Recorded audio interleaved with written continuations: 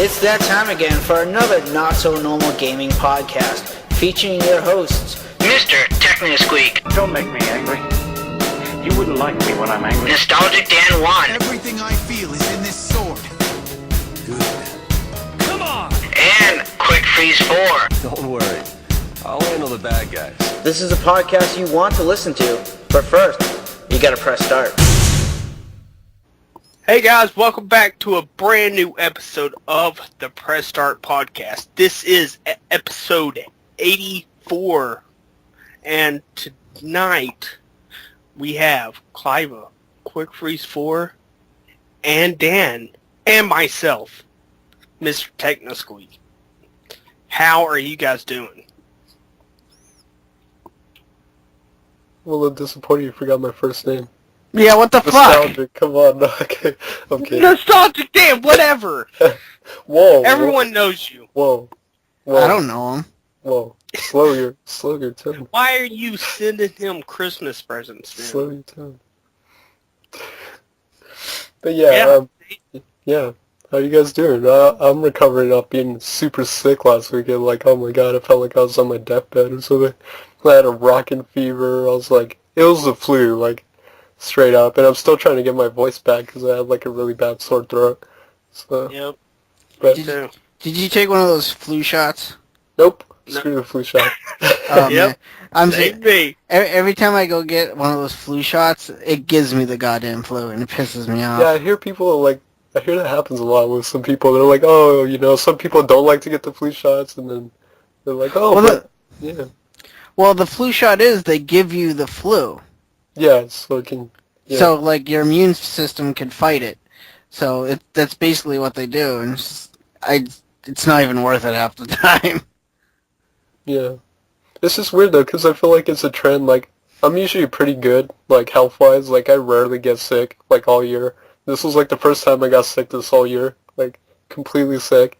But it always seems to happen around the same time, though. It's because, like, school, too, like, I'm surrounded by people who are, like, you know, sick around this time, coughing and stuff like that. Yeah. My parents, every now and then. Family, friends, and it's like, how are you guys all sick? It's because of the weather changing. Yeah, but, like, even here, like, it's not too cold. Like, it's not that bad. Well, yeah. So, like, I just got sick, like, the night it started snowing. So, that's probably why, for me, anyways. Did you have the flu too? I guess, because I had a big headache and sore throat and, you know, runny nose, stuffy. Yeah, it's not runny nose. Well, I'm glad you guys are better. Oh, thank you. Love you.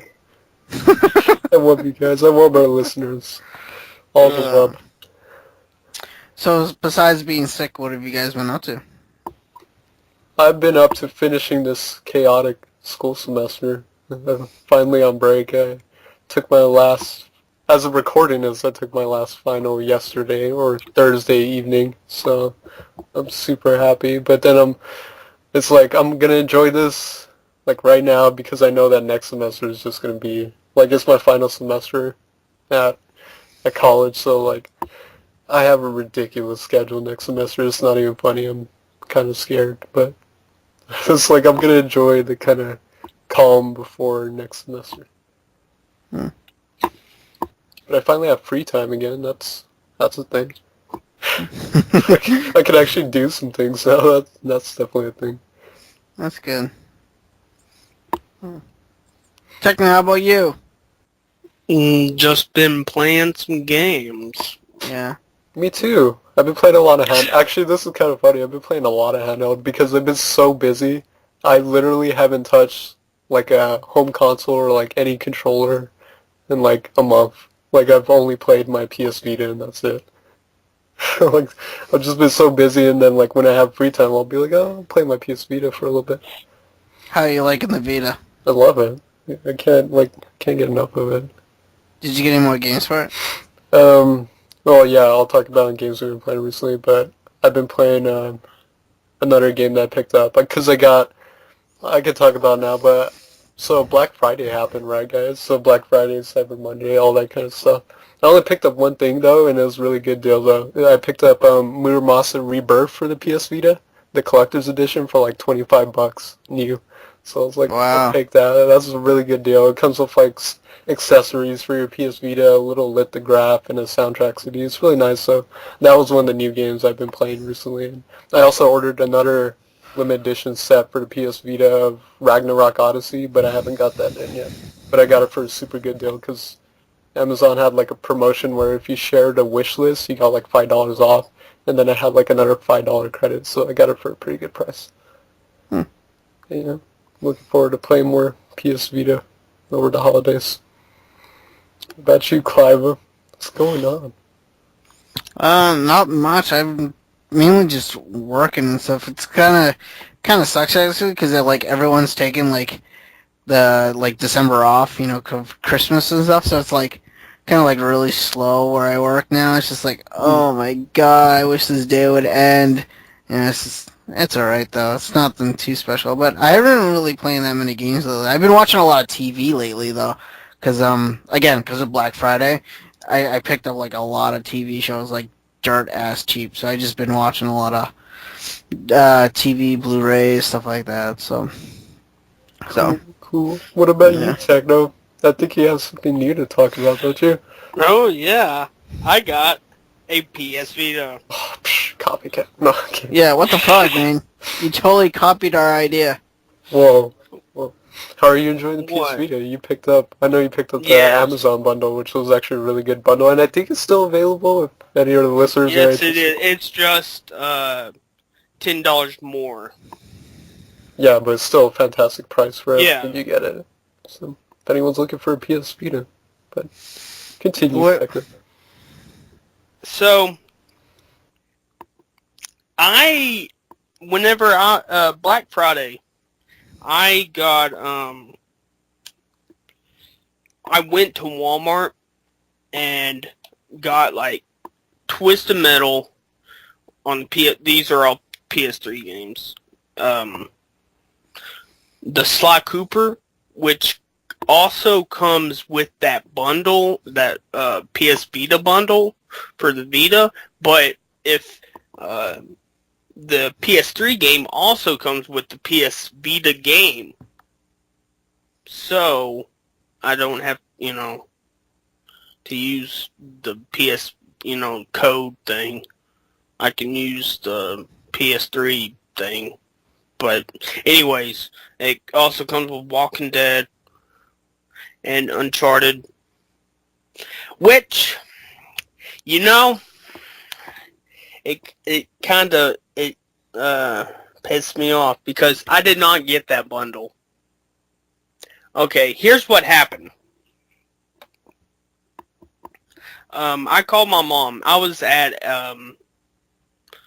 the Thanksgiving land.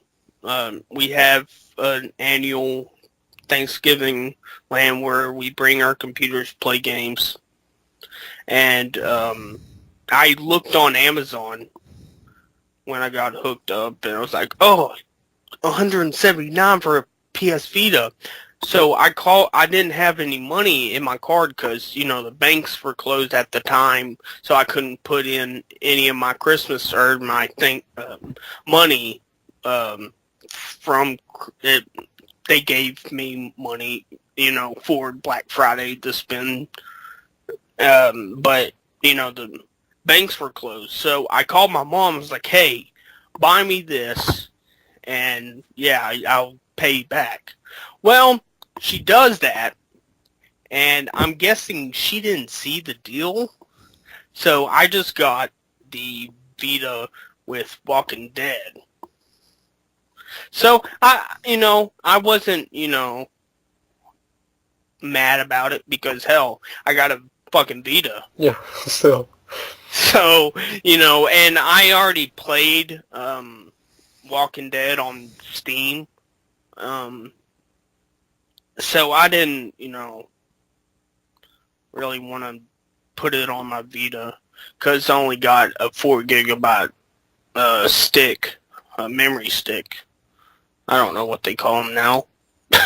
But I remembered I downloaded Daxter back whenever for the PSP, back whenever I first got my PS3, because I thought, oh, I can just play my PSP games on PS3, but you can't do that whenever, I found out. So I was like, damn it. So I had that game sitting for pretty good while. Yeah, I put it on my PSP, but didn't play it much. But I downloaded onto my PS Vita and played the hell out of that game. Like, this is why I wanted to talk about this. I think the PS Vita is such a good system for downloadable stuff because you have PSN, PSN Plus, PS1 games, PSP games, and your PS Vita games, and your minis. And more. There's one thing I recently discovered and it's super awesome, but you have to go to the PlayStation Network store and there's an option called PS Mobile. And if you go to that, that's actually an entire another store that's dedicated for like Sony, phones and stuff like that. But it's cool because it's basically the equivalent to like Xbox Live Indie Marketplace mixed with like Google Play. So it's some really super cheap games and there's some pretty cool games in there. I'm going to talk about a music rhythm game I found through the PS Mobile store, but there's some really quality stuff in there, and a lot of it's like a couple bucks a piece, or there's a couple free games. Like, I totally recommend everyone download Super Crate Box on there because it's super fun and it's an addicting game, and it's free. So, but yeah, PS Mobile too. I recently discovered that. I was like, oh my god, this is awesome. But yeah, it's like you said, so much access to like so many games, and like I've really grown fond of like the user interface of the PS Vita. Like, I love it. It works really well. I love, making new folders. I could keep everything organized. I feel like it's super snappy and responsive when you switch between apps and stuff like that. So, really cool. So what else have you been doing on your PS Vita? I downloaded, the Facebook app, Netflix, which movies on there and, shows looks amazing on that screen. Like, everything looks amazing. Daxter, a PSP game, looks amazing on that screen. Yeah, it's like everything's kind of getting upscaled in the beautiful OLED display. Yeah. Which I'm going to talk about with Muramasa, but my god. Like, Muramasa on there, oh my god. Like, I was speechless when I popped it in for the first time and got into, like, the actual game. I was like, this looks incredible. Like, wow, I was blown away. Because Muramasa really showcases, I think, the PS Vita's, like, color capabilities, and it's incredible. Yeah. I think that's about it. I did download, a few demos like Asphalt, Injection, I think it's called. I was a big fan of the first game on the DS. DS one kicked ass. I played that a lot. Yeah. And I wasn't a big fan of the second game on DS, but the first one, but the first game, like, my whole family loved that game. So, and Injection is a good one. It's good. So, like, the demo only lets you pick 2 cars, like a Ferrari and some type of Mustang, and you can only race on one track. But, if I enjoy just racing on one track, that means it's a pretty good damn game. So, yeah, I'll be picking that up as well with Ease, Celceta, sometime. Oh my god. Oh, I'll be talking about that, but I've been obsessed with Isla 7. Jesus Christ. And Muramasa Rebirth. Oh, so good. It's like playing a new game. Like, I was kind of skeptical of playing it, because I was like, oh, but I played Muramasa on the Wii, like, a couple years ago. And I actually never finished on the Wii, so this is a good time to actually... Like, I don't know why I got super close to the end in the Wii version. I'm assuming it was one of those things where either a new game came out and I started playing that, or I got into another game. So I never went back and finished it, so that's why I'm hoping on the PS Vita now, which I think I am. I'm going to go through all of Muramasa, but it feels like an entirely new game because it looks so pretty. It's like Muramasa HD now. It's gorgeous. And the controls feel really good, too. So, yeah, I at the... You know, when I first were playing it, the buttons, I had to get used to it, and the joysticks too. Yeah. Because the buttons are, you know, a lot smaller. Oh yeah, they are. PSP. Yeah, that caught me off guard too. I was like, kind of like bigger buttons, but you get used to it after a while. Yeah, you get used to it, and I got used to At first, I played. Oh, I also have the Wipeout 2084 that I got at Best Buy for like $10. Oh, cool. And I played that first and tried the joystick, and it was kind of. I couldn't get used to it, so I played a different game and got used to it. Then I played it again with the joystick, and I got a lot better at it. So, yeah. I'm really liking the Vita. What do you think about the back touchpad? I actually haven't been able to use it yet. Yeah, none of the games... None of those games really use a back touchpad. It's like gimmicky. Like I feel like if they use it, it's gimmicky. But apparently, I've heard good things about Tearaway, which is supposed to use that. So I want to check out Tearaway really bad too. It's another game I really want to get for the Vita. But it was weird. Like we talked about Assassin's Creed 3 Liberation, and it's like, oh, you got to pickpocket by swiping on the back. I was like, I could easily use a button to do this, but it's like I gotta swipe. That was a pain in the ass. Yeah, it took a bunch of tries for me to finally get it. Yeah. Also, when I was opening the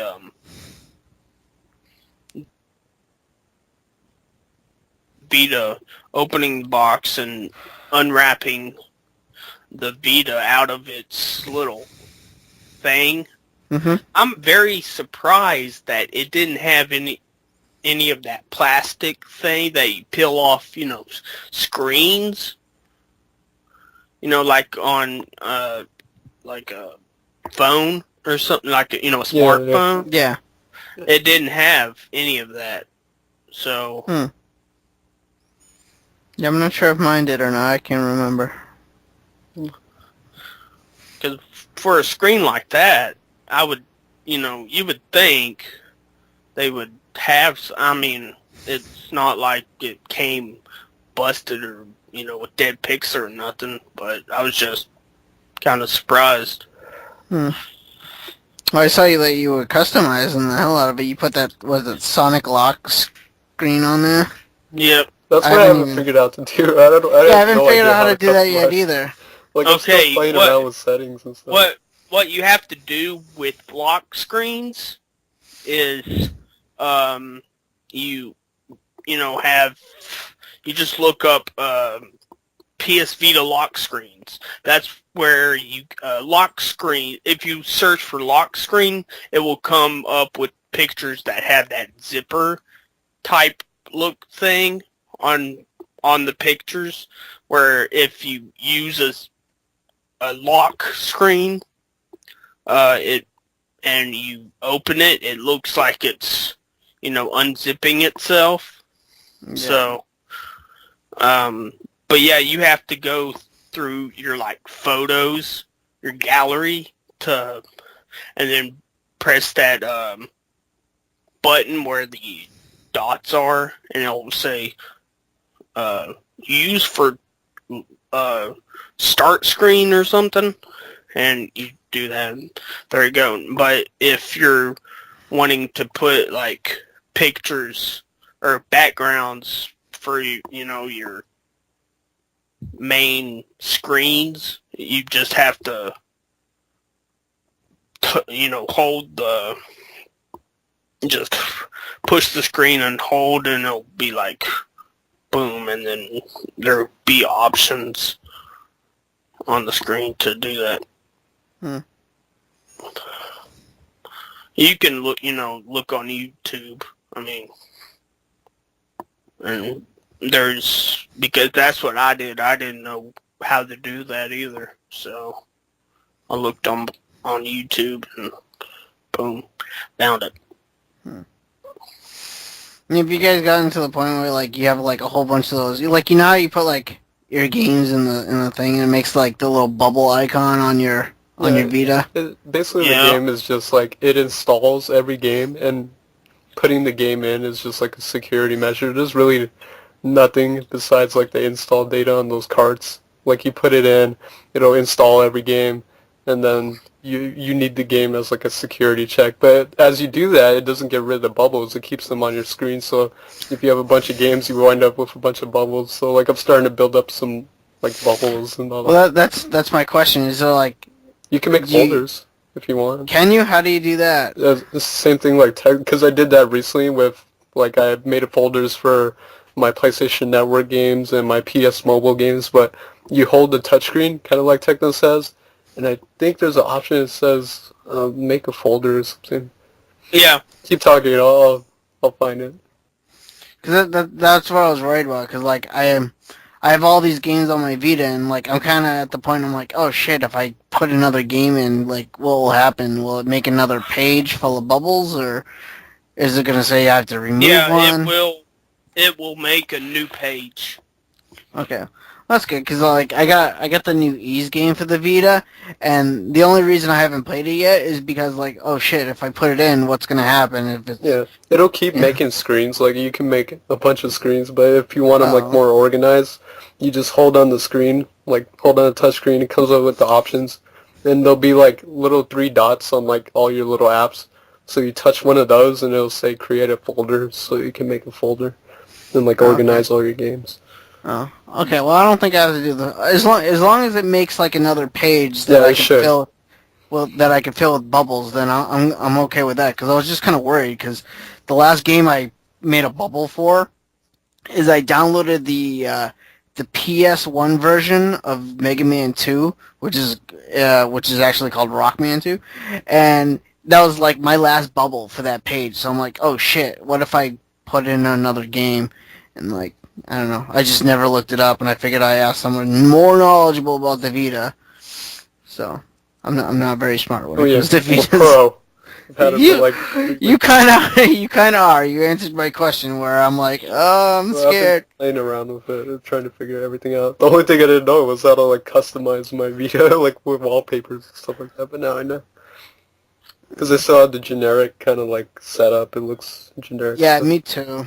Yeah, if you hold your, hold the screen down. Yeah, it's like the same. There's that little icon to your bottom left or bottom right, and it looks like a wave. Yeah, and you can choose like different color backgrounds, and it's pretty cool because I think you could do like a wallpaper for each page.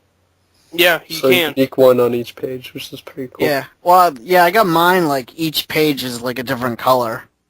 So, it makes sense, so. That's cool. So. I'm glad you're liking your Vita, Techno. Yeah. What color is it? Is it black? Yep. Okay. Oh, you didn't join the white club? Like yeah, what the fuck? White shields, man. I really like the white though. It looks good. You know what? I do too. I think it really looks like very sleek. It's just like. For some reason, I found like it kind of enhances colors or something. Like I was playing Muramasa, and I feel like just because like this plain white there, it just feels like the colors really pop even more. So it's pretty cool. Just need a purple Grimace PS Vita. Grimace edition. I think they should come up with like wacky colors. Like I would like it to get like a forest green. Yeah, glacier kinda purple. cool. Glacier purple. Now, are we talking about Sony or Nintendo? Either or. Well, they just, like, in general, like, nowadays consoles don't do, like, you know, creative colors unless it's a limited edition, and even the limited edition colors out there are still, like, solid primary colors and stuff like that. There's no crazy, like, ooh, check out this see-through blue or something, or this funky orange or whatever. Yeah, that's true. Because I was thinking about getting the new Mario and Luigi Dream Team 3DS XL, and that's basically just it's plain gray, and like in the I think it's the lower left corner, it has two little figures of like Luigi and Mario kind of like running away, like kind of scared like. I'm like, oh, that's cool, and like I kind of want I really want to get like an XL, but I didn't really want like, you know, one with like a crazy design on it. Like if I got the Zelda XL one, you know, it has the Triforce on the front and the back of it. Like I don't know, like I have like these are the 3DS armors, and I would cover that up, and I'm like, I don't want to cover this up. And like the Mario Dream Team one, it's just kind of like gray, except for the Mario and Luigi in the corner. I'm like, you know what? This one I wouldn't mind covering up because the armor I have is also silver. So I'm like, oh, this would totally work that would out. look pretty cool. Yeah, I'm like, so if I put a silver armor on a silver 3DS XL, yeah, that will look awesome. But if I put a silver armor on the Zelda Gold XL, that would look kind of crappy, and I cover that cool Triforce design, you know. I don't know. I think I'm happy when it has no design, but that's just me. Yeah, I agree with you. I'm really standard. Like, I'm really traditional with my consoles. I don't like putting skins on them. Like the Muramasa Collector's Edition came with like a little skin that you can put on your PS Vita. Yeah. I'm like, I'm not gonna do that. I don't like skins.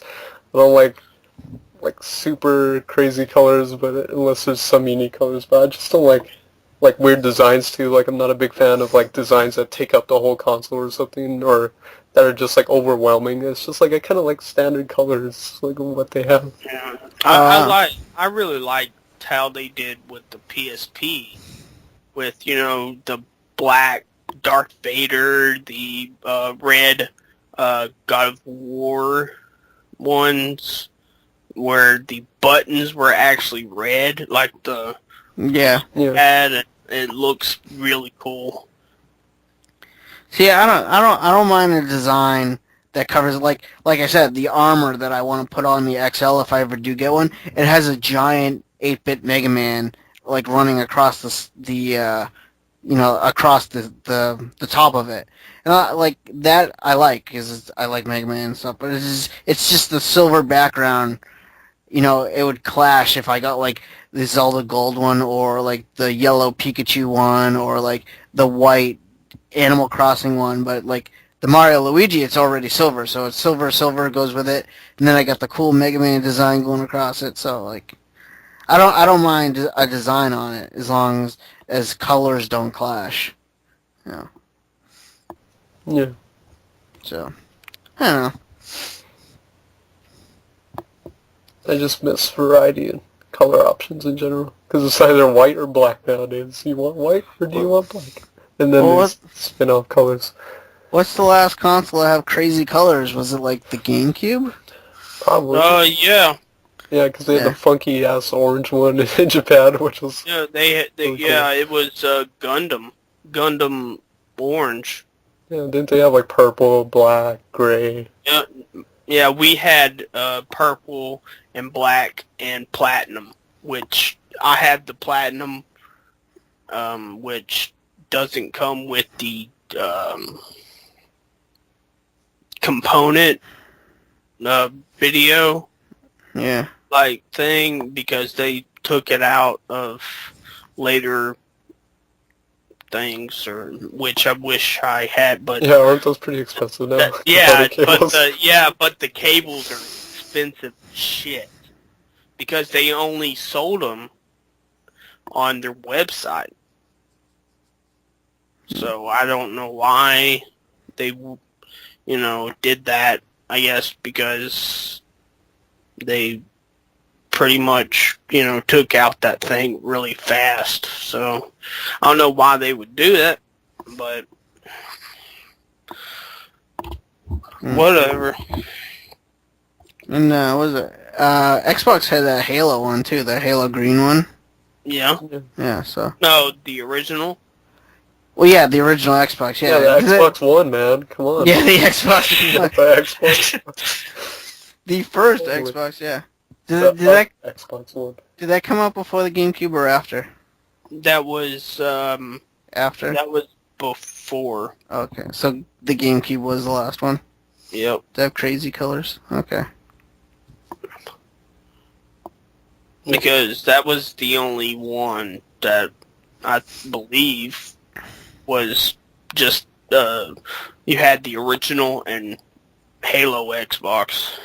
I don't remember any. Well, in Japan they had Dead or Alive with Kasumi on it, I think. Hmm. But I'm not sure. Well, what was it? The Wii had crazy colors too. They had that cool blue one for Skylanders.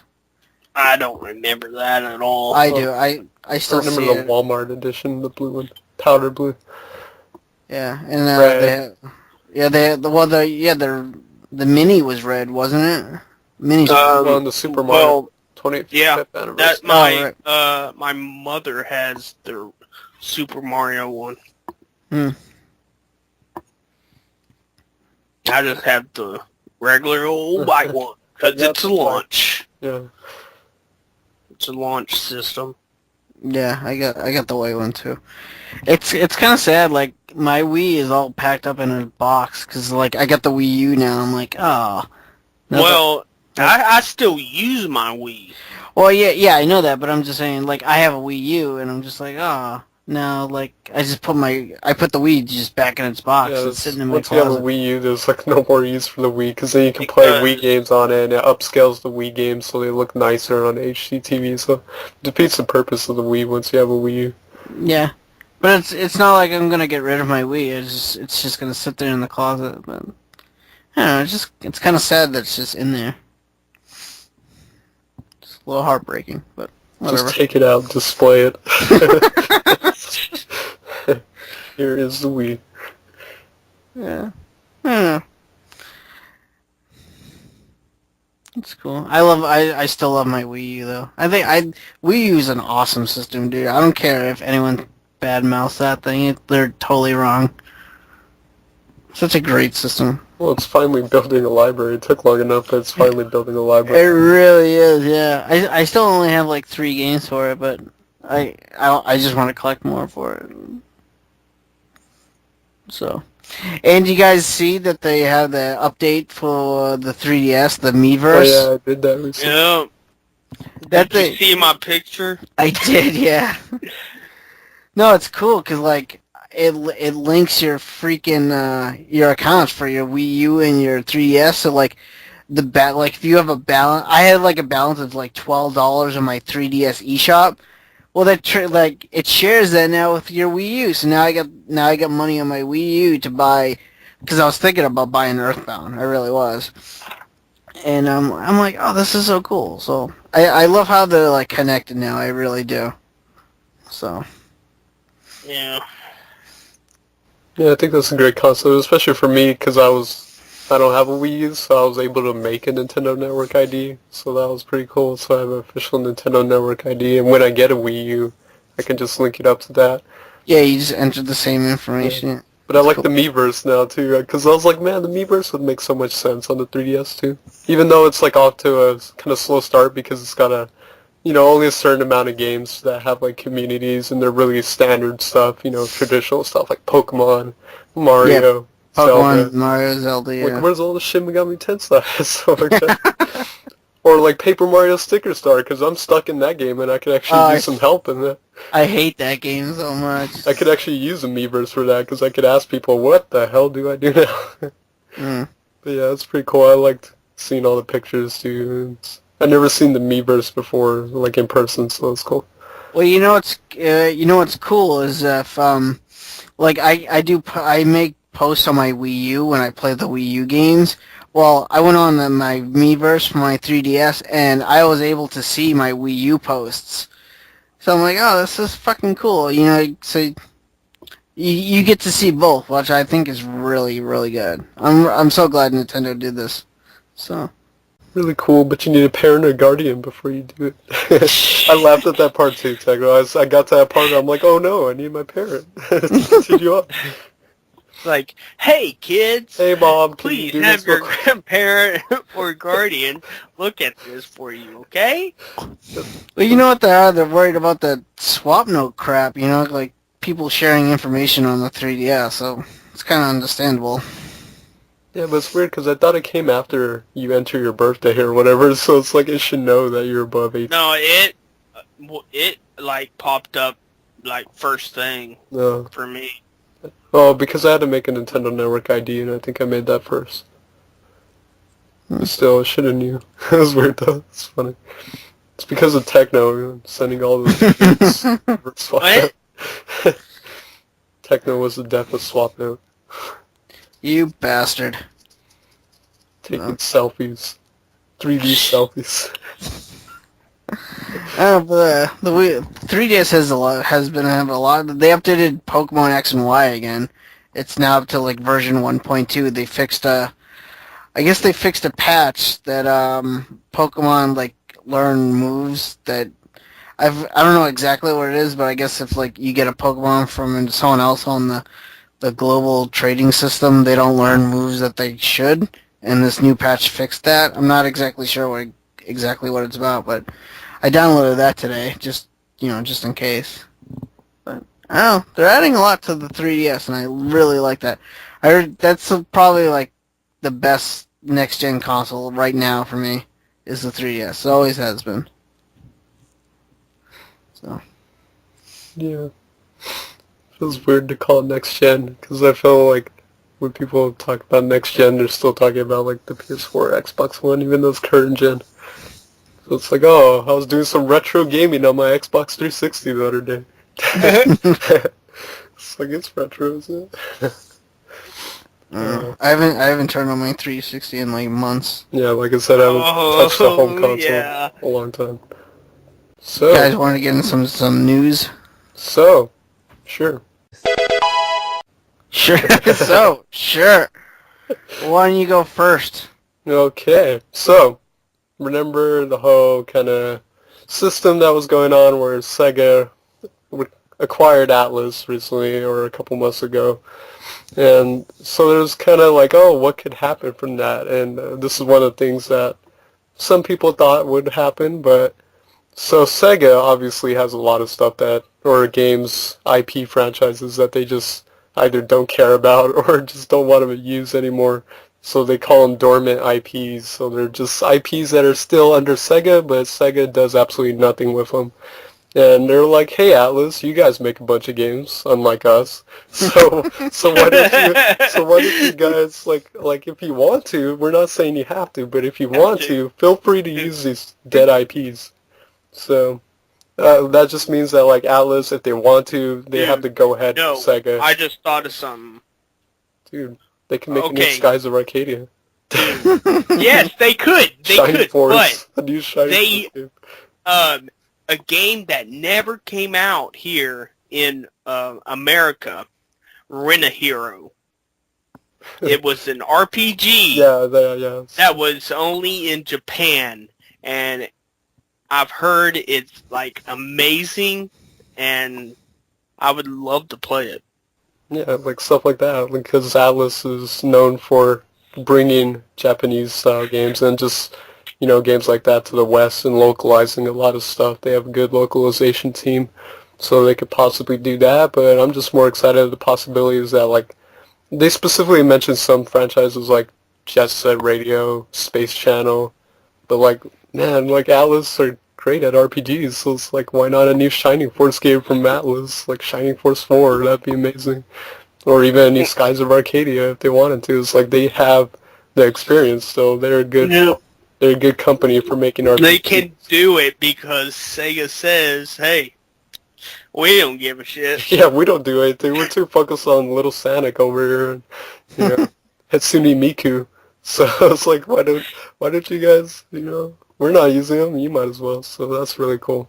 So that's a huge library. Like, that's a cool benefactor is, like, Atlas has this new library since they have the licensing. They can, go ahead with Sega's permission and give their own interpretations on old Sega games and bring back franchises from the graves. So, and knowing Atlas, Atlas loves to make games. Like, they just love to make games and bring them out. So, a new Alter Beast.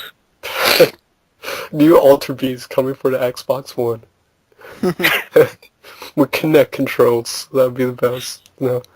But speaking of Atlas, and more Atlas news, so obviously, remember way back when I announced that Atlas put up and Persona Studios, they put up a weird teaser site that only had the date of, like, November 24th or something. It was the date that was on it in some Tokyo or Japanese cities, and that was it. And, like, 3 boxes that were empty. So, obviously, that day has passed, and, man, Persona Studios they just blew it all out. Like, we got what we were hoping for and then some, so it's amazing. So obviously it's official. Even though we knew it existed, we haven't seen a goddamn thing of it ever. So it's official. Shin Megami Tensei Persona 5 coming to the PS3 in Japan sometime late next year, and presumably sometime around that time in America. So yes, like traditional, like it's weird too because why not? People are kind of mad. It's like, well, why is it not on the PS4 and all that? It's like, you do remember that the Persona 4 came out when the PS3 was out, right? So Persona 4 came out on the PS2, even though the PS3 was out. So that's just how Atlas works. And you got to also consider the fact that this game has been in development for so long. So if they wanted to, like, port it to the PS4, that would extend the process because they would have to, like, kind of reconfigure it, and they're developing it exclusively for years on the PS3. So I'm super excited, even though we still don't have much. All we have is, like, chairs with balls and chains. So it's like, but I like what I see because it's a blood red color scheme, which I'm hoping for even more mature game, and I'm hoping for just more influence from the core series into, like, Persona. Even though I can still kind of tell, like, the chairs look like high school chairs and stuff like that, so it's still going to be in a high school setting and whatnot, but we don't know anything about the characters still, we don't know anything about the story. It's just like, hey guys, it exists. You can calm down now. So it's like, you can stop asking us for it. Because we haven't seen absolutely anything. There are, like, some interviews like, oh yeah, we're working on Persona 5, but it took a while, so that's amazing. I cannot wait for that. But that's not it. Like, they announced a couple other games that I totally wasn't expecting. One of them is Persona 4 Dancing All Night for the PS Vita. And this is basically a music rhythm game in the style of, like, Hatsune Miku. So it's like button presses, like X, circle, triangle, square, holding notes and all that. So it's a music rhythm game set in the kind of vibe of Persona 4 with the Persona 4 characters and Persona 4 music, which is fantastic because Persona 4 has, like, a poppy kind of upbeat tone to it, so it kind of lends well to a music rhythm game. And finally, the other news article was that a new kind of dungeon crawler for the 3DS, which actually blends both Persona 3 and Persona 4 and the worlds of them and the characters of them into a game called Persona Q Shadow of the Labyrinth coming for the 3DS. And it's a cutesy looking game, which is really weird because it's got this, like, chibi kind of super cute and adorable, like, art style going for it, even though, like, in the trailer it still has the Persona 3 characters shooting themselves in the head. It's like it opens up with, like, this bloody teddy bear and stuff like that. So I think that's super interesting because, it looks like such a sweet and innocent game, even though it's still going to be a very mature game. And it's got 2 new characters who it's going to follow. One's this, like, kind of mysterious guy who has some bow and arrows, and one's this little blonde girl who has a corn dog. she's holding a corn dog in, like, the imagery is. It's so funny. But that's all the Persona news. Just so much news. So Persona 5 coming eventually for the PS3. Persona 4 Dancing All Night on the PS Vita music rhythm game. Persona Q, a new dungeon crawler for the 3DS coming sometime next year as well. So great time to be a Shin Megami Tensei fan and Persona fan. I cannot wait. Especially I'm excited for that dancing game. I am too. It's like, because it looks like it's totally like not a rip-off, but it takes a bunch of influence from Hatsune Miku. It looks like Hatsune Miku Persona 4, Right. So it's probably going to be a super fun game. Great music too. And of course, like tradition, we got to have some Tales of news. Why not? So, so remember way back when I did a news article and it was about Bandai Namco trademarked a mysterious name called Tales of Zestiria or something else. Like what? But I mean, Bandai Namco has trademarked so many like different Tales of names, but that one in particular stood out because it kind of followed the trend of how they like to release games. And lo and behold, so to celebrate the Tales of series 20th anniversary, which is hard to believe, I can't believe it's 20th anniversary already, but that's for Japan at least. Namco Bandai held a special like live stream a couple days ago, and they were kind of talking about like the franchise and some of the old games. But then they ended the kind of live stream with the announcement of the new Tales of game, which I was right, or I guess it was hinted at way a couple months ago, but it's official. Tales of Zestiria. It's an actual game, and it's the next installment in the Tales of series.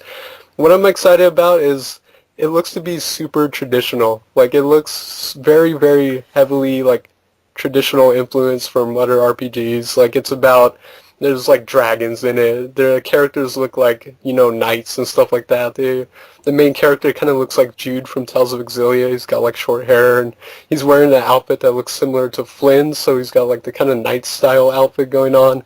The girl that they showed, I believe her name's Alicia, she's got, like, kind of knight's greaves. She uses like a lance or a spear. So it's like, knights and dragons and stuff like that, like very traditional stuff. So, and actually, I think they have the character designers from like all the previous Tales of games doing at least one of the characters. So like each character has been designed by one of the designers from the past games. So that's pretty cool. So yeah, they claim it's going to be more traditional influence, like a traditional RPG story, high fantasy and stuff like that. It looks fantastic what I've seen so far. I really like what I see, so I'm super excited. That's going to be coming for the PS3 as well sometime next year, actually, and they want to release it worldwide, so super, super happy. It's great to see Tales of kind of getting rekindled in the West and just a whole newfound interest in the series, so that's fantastic. That's all my news. Well, I got a few news stories here. You guys remember the Super Mario Bros. Super Show? Yep. Yes, I do. Well, sad news that the Canadian actor that played Luigi, Danny Wells, died at the age of 72. He's best known for portraying Luigi in the 1980s television program Super Mario Bros. And the Super Show. Died at 72, as I already said. But according to his autopsy in the Montreal Gazette, he was a well-known and natural comedian, and he's quoted, he made people laugh and wowed them with his natural gift, the obituary stated, and it also stated that a very funny and talented man, he will be terribly missed by his family. In the Super Mario Bros. Super Show, it ran for 75 episodes. Wells co-starred with the late Lou Albino, who played Mario, and he passed away, I think, like last year? Yeah. Last year, maybe a year and a half ago. But yeah, so they're both dead, and it's kind of sad. But Wells is also known to provide many voiceover work for a number of different television animated shows and videos, including Heathcliff and the Cadillac Cats, Winx Club, and Batman the Animated Series. Danny Wells is currently he's currently buried in Los Angeles. So, sad news. I used to watch the show like all the time when I was a little kid, and actually Luigi was my favorite one. So, I don't know. It sucks. It really sucks. So, did you guys watch this a lot when you were a little kid, or just briefly at all? Just briefly. I didn't really watch much. Oh, not me. I watched like every single episode. I love that show. So, But yeah, Danny Wells, she's dead, and you know, Rest in Good peace. yeah, rest in peace. So, but the other news story I have is not really great news either. Um, there's a PSA announcement going around that do not try to make your Xbox One backwards compatible using 6 steps. Apparently, there's this image going around the internet that shows how to make your Xbox One backwards compatible to be able to play 360 games. It's basically it's a green image with instructions, and I have it right here. It says, I'll just read it word for word. By default, Xbox 360 backwards compatibility is disabled in the Xbox One. To unlock it, follow these simple steps. 1. Go to the system's menu. 2. Press LB, RB, LT, and RT in order quickly. 3. Select Developer Console. 4. Check the Enable Dev Kit box. 5. Change the sandbox ID to freezone.reboot. 6. Select Reset Home Console. Once this is done, 360 games will now be playable on your console. But whatever you guys do, do not do this. This is just a rumor. Do not do this in any way, because it just simply does not work. And Microsoft has confirmed that this statement is completely false. If you should have come across this image promising backwards compatibility with 6 simple steps, do not use it. Following the listed steps will put your Xbox One in an infinite boot cycle, rendering it inoperable and making your Xbox One basically a brick. It will make it unusable. So do not make your Breaking Xbox... the system. Yeah, it literally will turn your Xbox into a giant brick, which it already is because the thing is massive. So, like I said, I just gave you the 6 steps to make your system backwards compatible, but don't do it. So, that's fair warning to you guys. I don't know, I'm not sure how many people have Xbox Ones, but, in person, but, yeah. Not me. Yeah, you do. You have an original Xbox.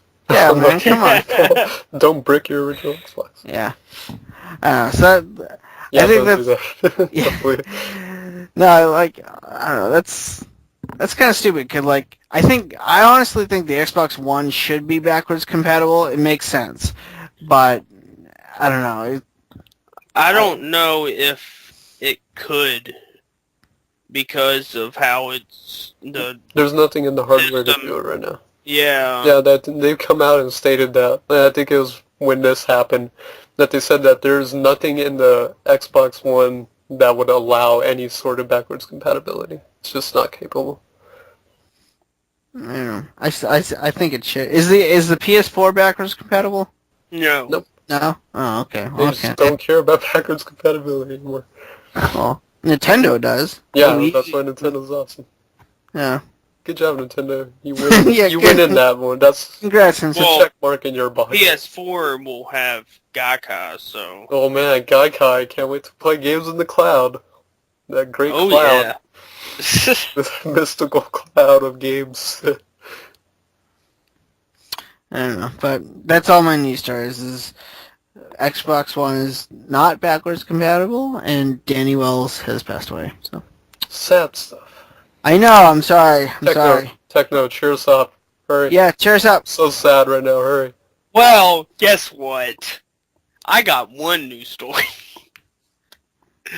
And that is It better be awesome. Sonic.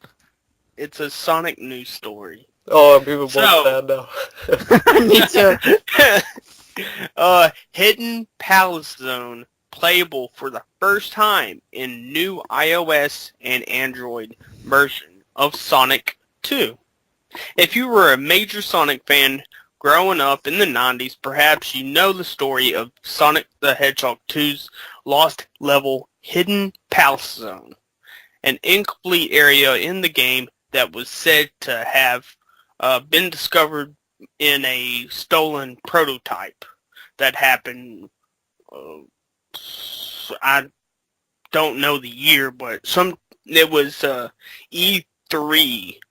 Someone stole the prototype of Sonic 2 that they were showcasing in at E3. Was it you? No, because I was a little kid and didn't know about E3 till I was like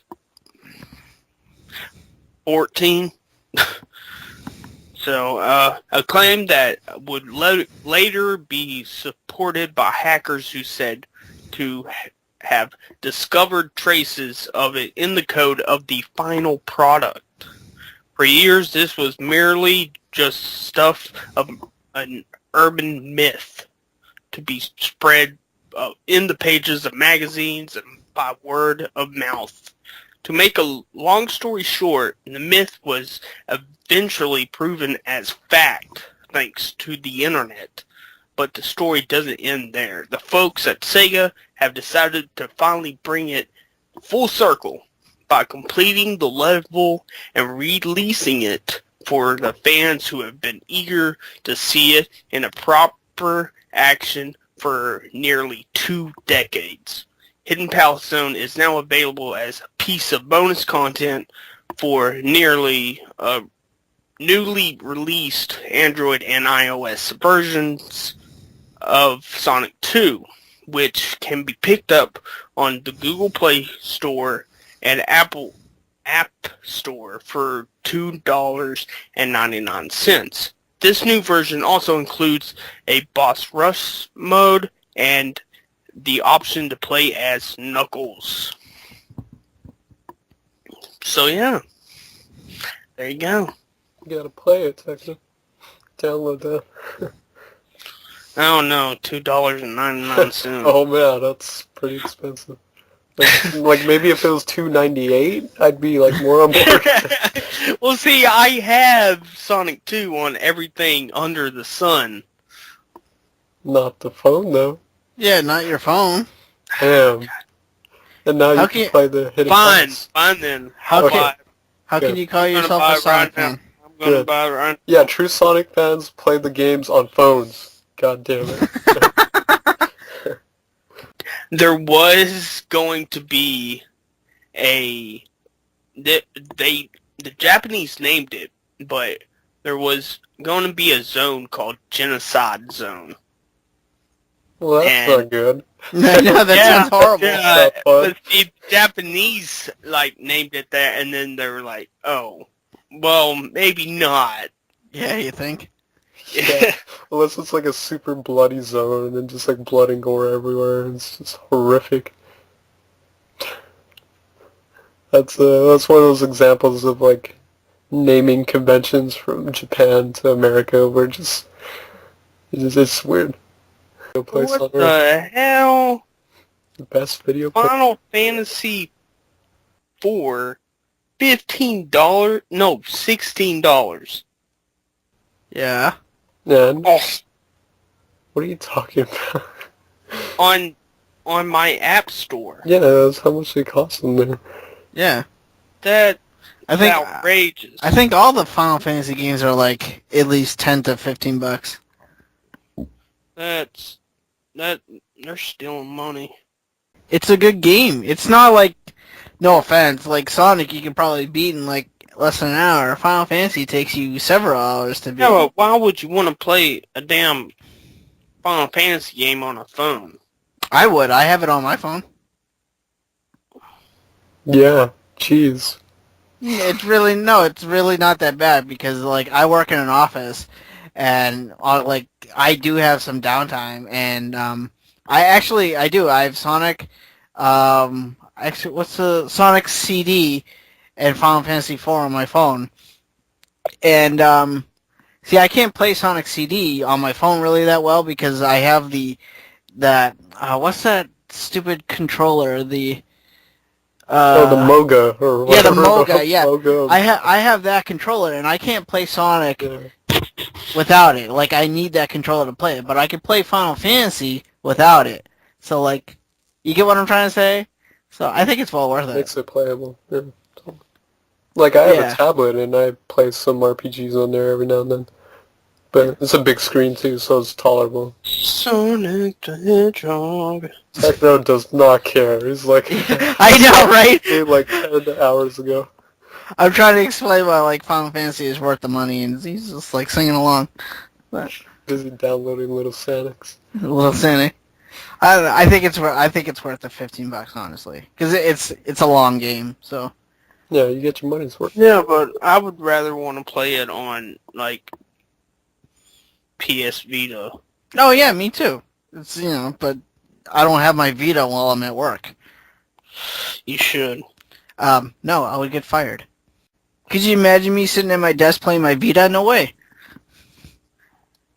Which is ironic, because I could sit there and play on my phone and they don't care. But Could you play Game.com at your desk? Game.com. They wouldn't give two shits about that.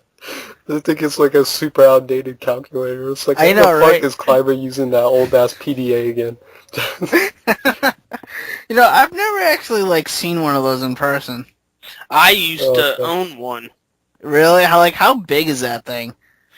It's not that big. Well, I have a phone I used to have a phone. I forget what they call them, but it came with a stylus, and it also has an SD card slot, so you could like watch shit on it, and like movies and stuff, and like use the stylus to text or whatever, and it also had PDA type stuff on it. So Okay. Well, like compared in size, like is the Game.com bigger or smaller than a Game Gear? Game Doc. I would say just a little bit bigger. Really? Because the fucking Game Gear is huge. Yeah, the Game.com's pretty damn huge. It's a big brick. I think the solution is you just gotta bring a Virtual Boy to work. Just be zoned in at your cubicle. I have no eyes anymore. It's a portable system, man. I'm gonna make my mom buy my Sonic the Hedgehog 2. What the hell did you just say? Yeah. My mom is gonna have to buy me Sonic the Hedgehog 2. Or you could buy Sonic the Hedgehog too. I have no money, so I'm gonna make We it. told you how to go solve to that my- so many times. It's not even I made it go through my AT&T account, which is off my hands. It's only $2.99. Remember, guys? Yeah, you told us like 10 minutes ago. Yeah. After you made fun of Final Fantasy. I didn't make fun of Final Fantasy, okay? I make fun of Final Fantasy 7, but not Final Fantasy 4. Whoa. And Final Slow your Fantasy 8. 8 just sucks. No! Shut up.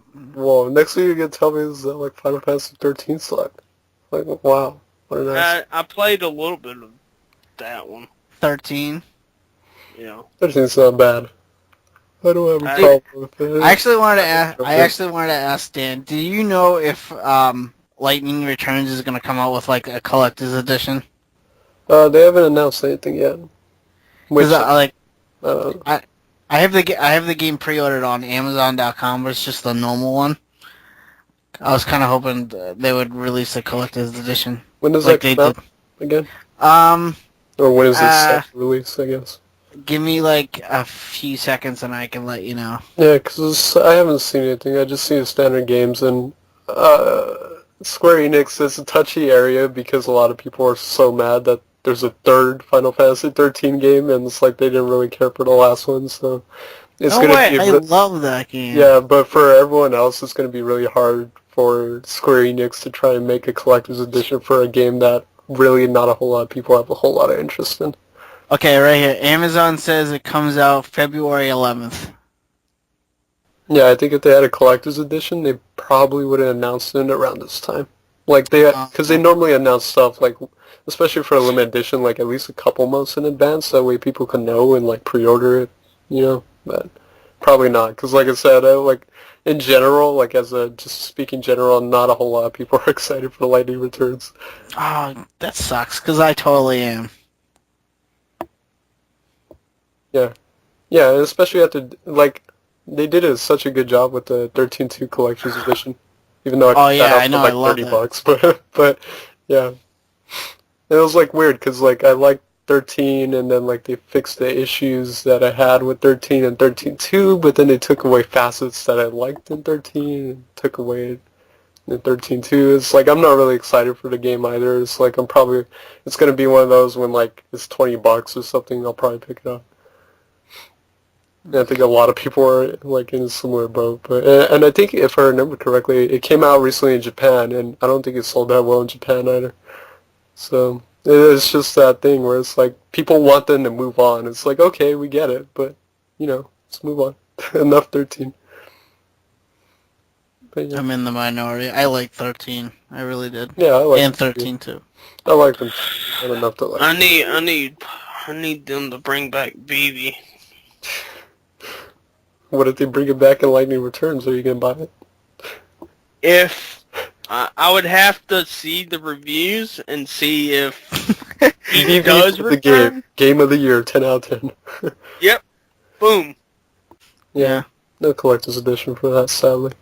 Yeah. I reserved the collector's edition of Bravely Default. Yeah, I can't wait for that yeah, thing. it's only like $10 more, totally. People. Yeah, which that. is amazing. I can't believe it's only $10 more. And you get so much shit. You get a soundtrack and all these AR cards and stuff. Yeah, it kind of reminds me of what they did with SMT4, where that was $10 more, and you got a big ass strategy guide and CD. So it's cool. They've announced, speaking of that, they announced Bravely Second, which is a sequel coming out in Japan. Yeah. So that's the thing. There was like, let us catch up first, please. That'd be great. Yeah. And that's the weird thing about the Tales of news, is like they announced that, and I'm like, okay, cool, but don't forget that we still need Tales of Exilia 2, guys. Don't forget about that, please. Because, Tales of Symphonia Chronicles is coming out like early next year, and supposedly this new Tales of game is supposed to come out like late next year or early 2015, so Exilia 2 is still set to come out, I think, like mid next year.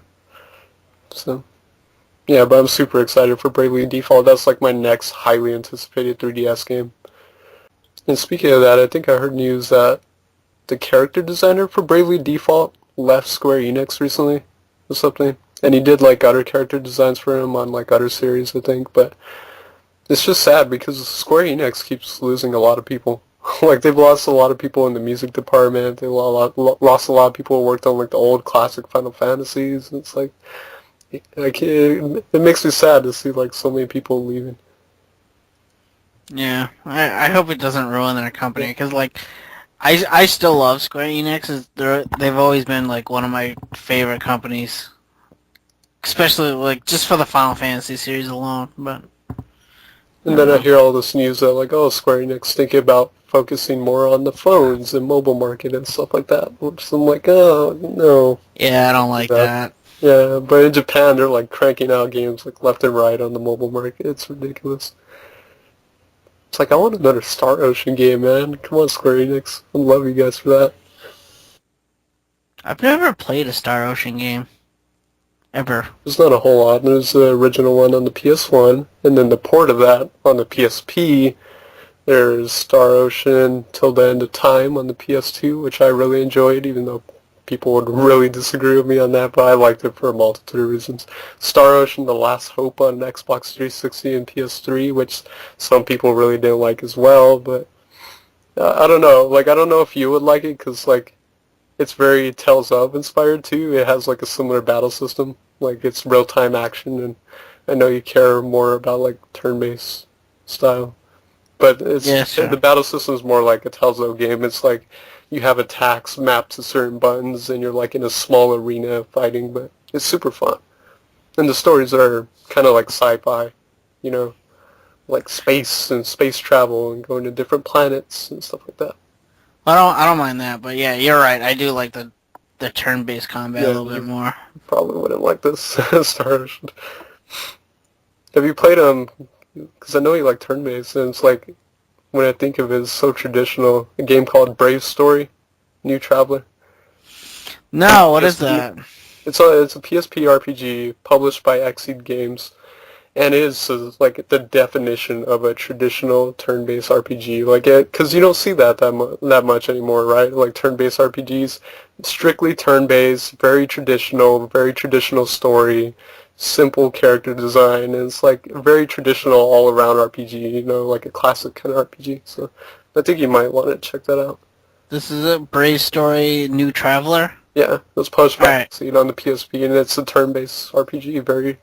It doesn't try anything excessive. It's a very classic kind of traditional story, traditional character design, turn-based RPG, straightforward too. I just found it on Amazon. I'm going to put it on my wish list. Maybe someone will give it to me for Christmas. Yeah. Hope so. Speaking of that, I have a wish list too. Not to shamelessly plug, but but I was like, I wanted that $5 off credit. That was the only reason. But I think it's cool to have a wish list just for me personally to like kind of keep track of the games I want, you know. So it's like I'll throw stuff on my wish list, and it's like I'm probably gonna wind up buying it for myself anyway. So it's just a way to remind myself, like I want these.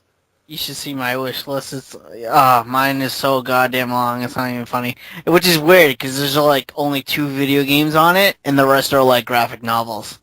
Like it's all full of like comic books. It's insane. So. Yeah, but that's a good game to keep an eye out for you because Yeah. like there's not a whole lot of turn-based RPGs anymore. Like so I know it sucks. it's dying I off. love turn-based. I like yeah, it too. Like I'm a huge fan of like all kind of genres, and like that's why I like Lost Odyssey. Is like again, Lost Odyssey felt super traditional. Super I love classic. that game. It kicks your ass like an old RPG too because there's some challenging bosses in that game, but it's so good. That game was so good. The story was awesome. I love the combat, and really that was like. See, I love games that like get you emotionally involved, and that game really. I've said this 1,000 times. That game made me fucking cry. Same Like, here. I love that game. That moment when you get to it, it's just like get choked up. It was so beautiful though, like how they executed that scene and everything. It was just, and I think the beauty of which they executed that scene kind of made it more emotionally charging. It was like, it really got to me. It was so good, because like I missed that, and it's like Microsoft killed off like what was shaping up to be a beautiful partnership with all these like early Japanese RPGs, you know, like Mistwalker and Tales of Vesperia being exclusive when they were working with Bandai Namco, and it's like they gave up on Japan completely, so yeah, it's unfortunate. Well, I got Brave Story on my wish list now, so. Yeah. And it's cheap. It's only like $20. It's an expensive game. So, who knows? By the end of the week, I'll probably just get it. It's so cheap. Yeah, because I was just thinking, I'm like, I know you love turn-based RPGs so much, and it's not a whole lot to pick from nowadays, and that's another one that's pretty decent. Well, one I got in my backlog that I just haven't popped in yet is I got the Lunar Silver Star. Oh yeah. On the PSP. I haven't popped in yet. I have that on the PSP too, same. I have a brand new factory still, but I always wanted the PS1 versions to play first. Oh, really? Really now? It would be incredible. It's like somehow, some way, I could somehow, someday get those games on the PS1. That'd be beautiful. I know you have Lunar on the Sega CD Techno, which is really cool because that's a great version. What's this one? Growlancer. Growlancer. Which one are you looking at? The PS1? I'm looking at Wayfarer of Time. Wayfarer of Time. Yeah. I have that. I still have that brand new too. Oh my god, I'm terrible. I have so many RPGs I need to play. This looks like a tactical RPG. Yeah, that's another one too. But it's kind of turn-based. It's like turn-based and like real time. It's weird. I haven't played it yet though. And I picked up Growlancer Generations because Working Designs, RIP Working Designs, never forget them. They were incredible. But I have their last kind of limited edition that they put out, and it's Growlancer Generations on the PlayStation 2. And it's a compilation of, if I remember correctly, Growlancer 2 and 3. It's like 2 games, 2 RPGs in one, or like on separate discs. And I wanted that one before I played the PSP one, because the PSP one's number 4 in the series, if I remember correctly. And the original one, I think, was published by Atlas, called Growlancer Heritage and War. I could probably have my numbers mixed up on that, but I think, or that one's number 5 or number 1, I forget, but it's weird. The PSP one, though, is number 4 in the series, but... Are they, like, do you have to play them in order to get the story? Is it just like... It's different characters each time. It's one of those where, it's one of those like Final Fantasy, where they number it, but... So that it's standalone. Each time, yeah, it's standalone. I haven't played it, though. I've always been wanting to, but... I can't really tell you how that battle system is. It looks turn-based, but I forget how it is. Oh, it looks tactical, like something like Shining Force, and Yeah, like I love Shining Force, so... I think it's a mix of like tactical turn-based. That sounds right. Because I think I watched a review on it a long time ago.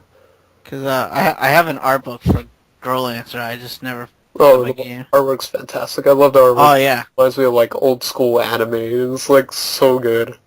The character designer is fantastic.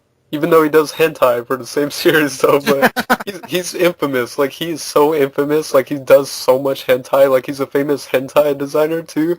So he does a lot of hentai drawings, and it just so happens that he does artwork for Growlancer, too. And combine those, and you get some very realistic imagery of characters from the video games. Very, very nude. Very, very nude.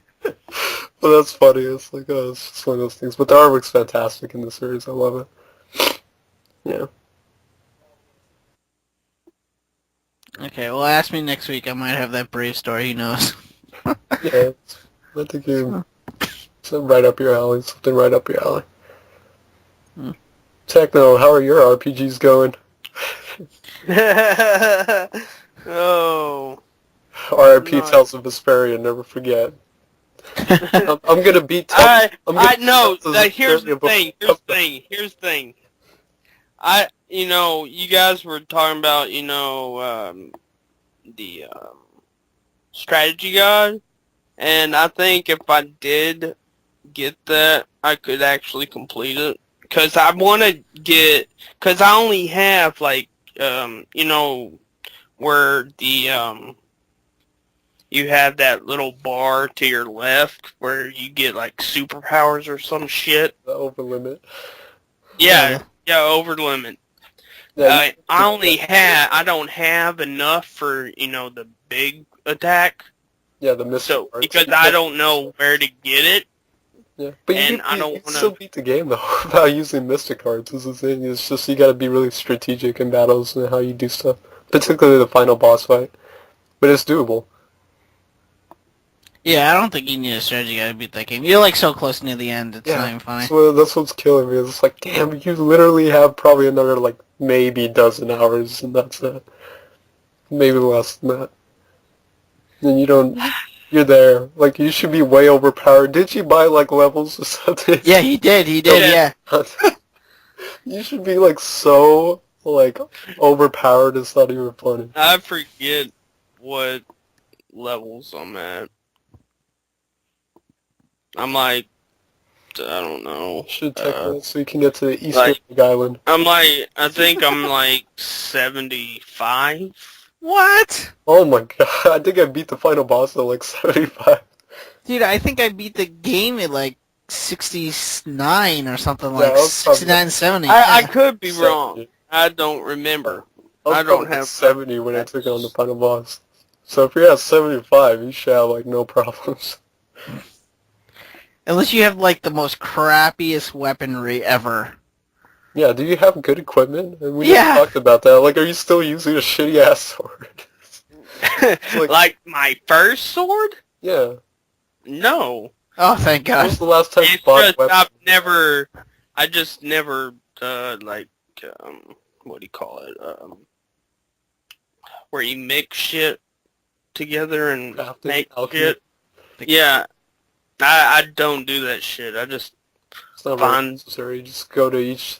I mean, it's a tradition of any RPG, really. You just go to a new town and they have better equipment for you. It's just every time you get to a new town, you buy the best equipment.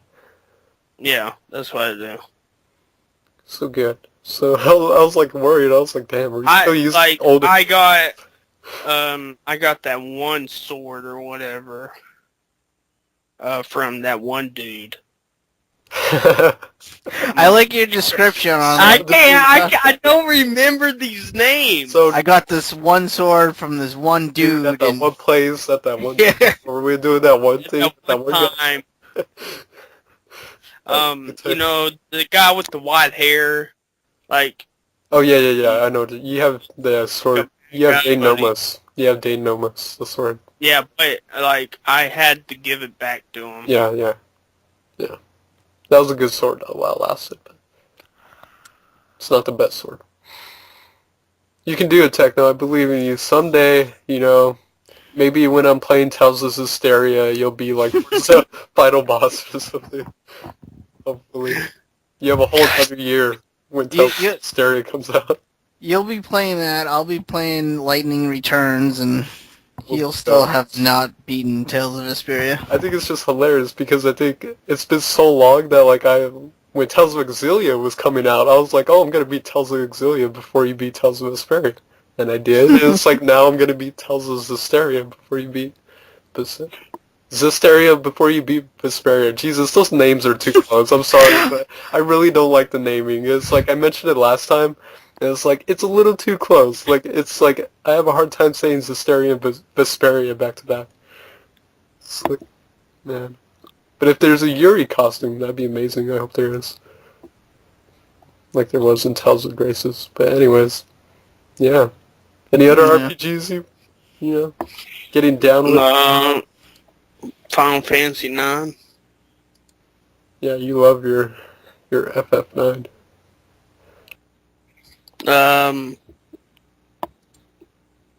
I don't know if you would call it, but what are we like in games we've been playing?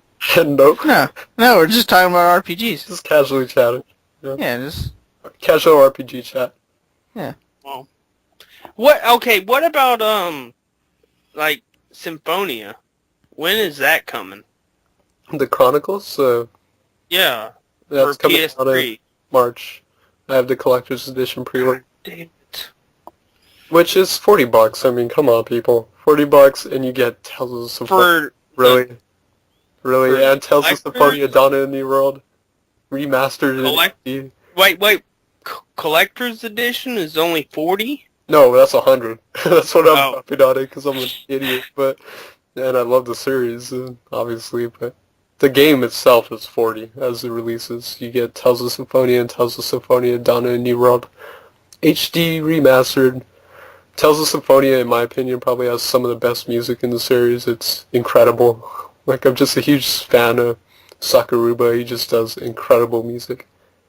But Techno, you probably shouldn't get that.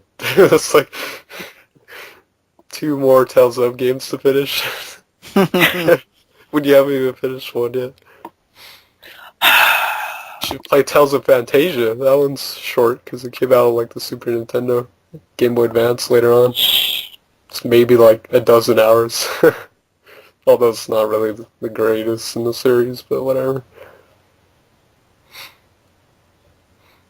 Yeah. How about them video games, guys, So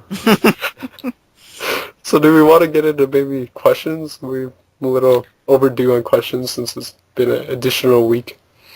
Yeah, we got 3 questions here, and let's see. The first one is from Jamal. He actually asked 2 questions, but the first one is, since I just saw Harry Potter Wand Remote Control, what is something you guys would want from a franchise you love? Great podcast, guys. Keep up the great work.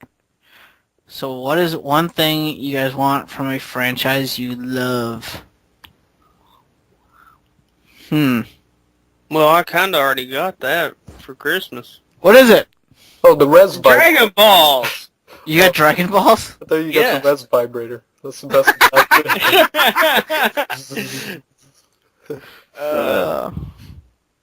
I wouldn't mind having that. I would have Oh. liked too, because it's so goddamn rare and expensive. It'd just be so weird too. Like it'd be a good conversation starter. Put it in a Yeah. display case, Oh, the rest. The Res Vibrator's the best. So yours is Dragon Balls? I guess I can't really think of. Also, you play with like the balls and then you you do stuff. I don't know. Trying to think of something else. It would be badass to have Vice's little eye patch thing. His little eyeglass. That's like, I don't know why he wears it. I guess. He's blind at one eye, is he?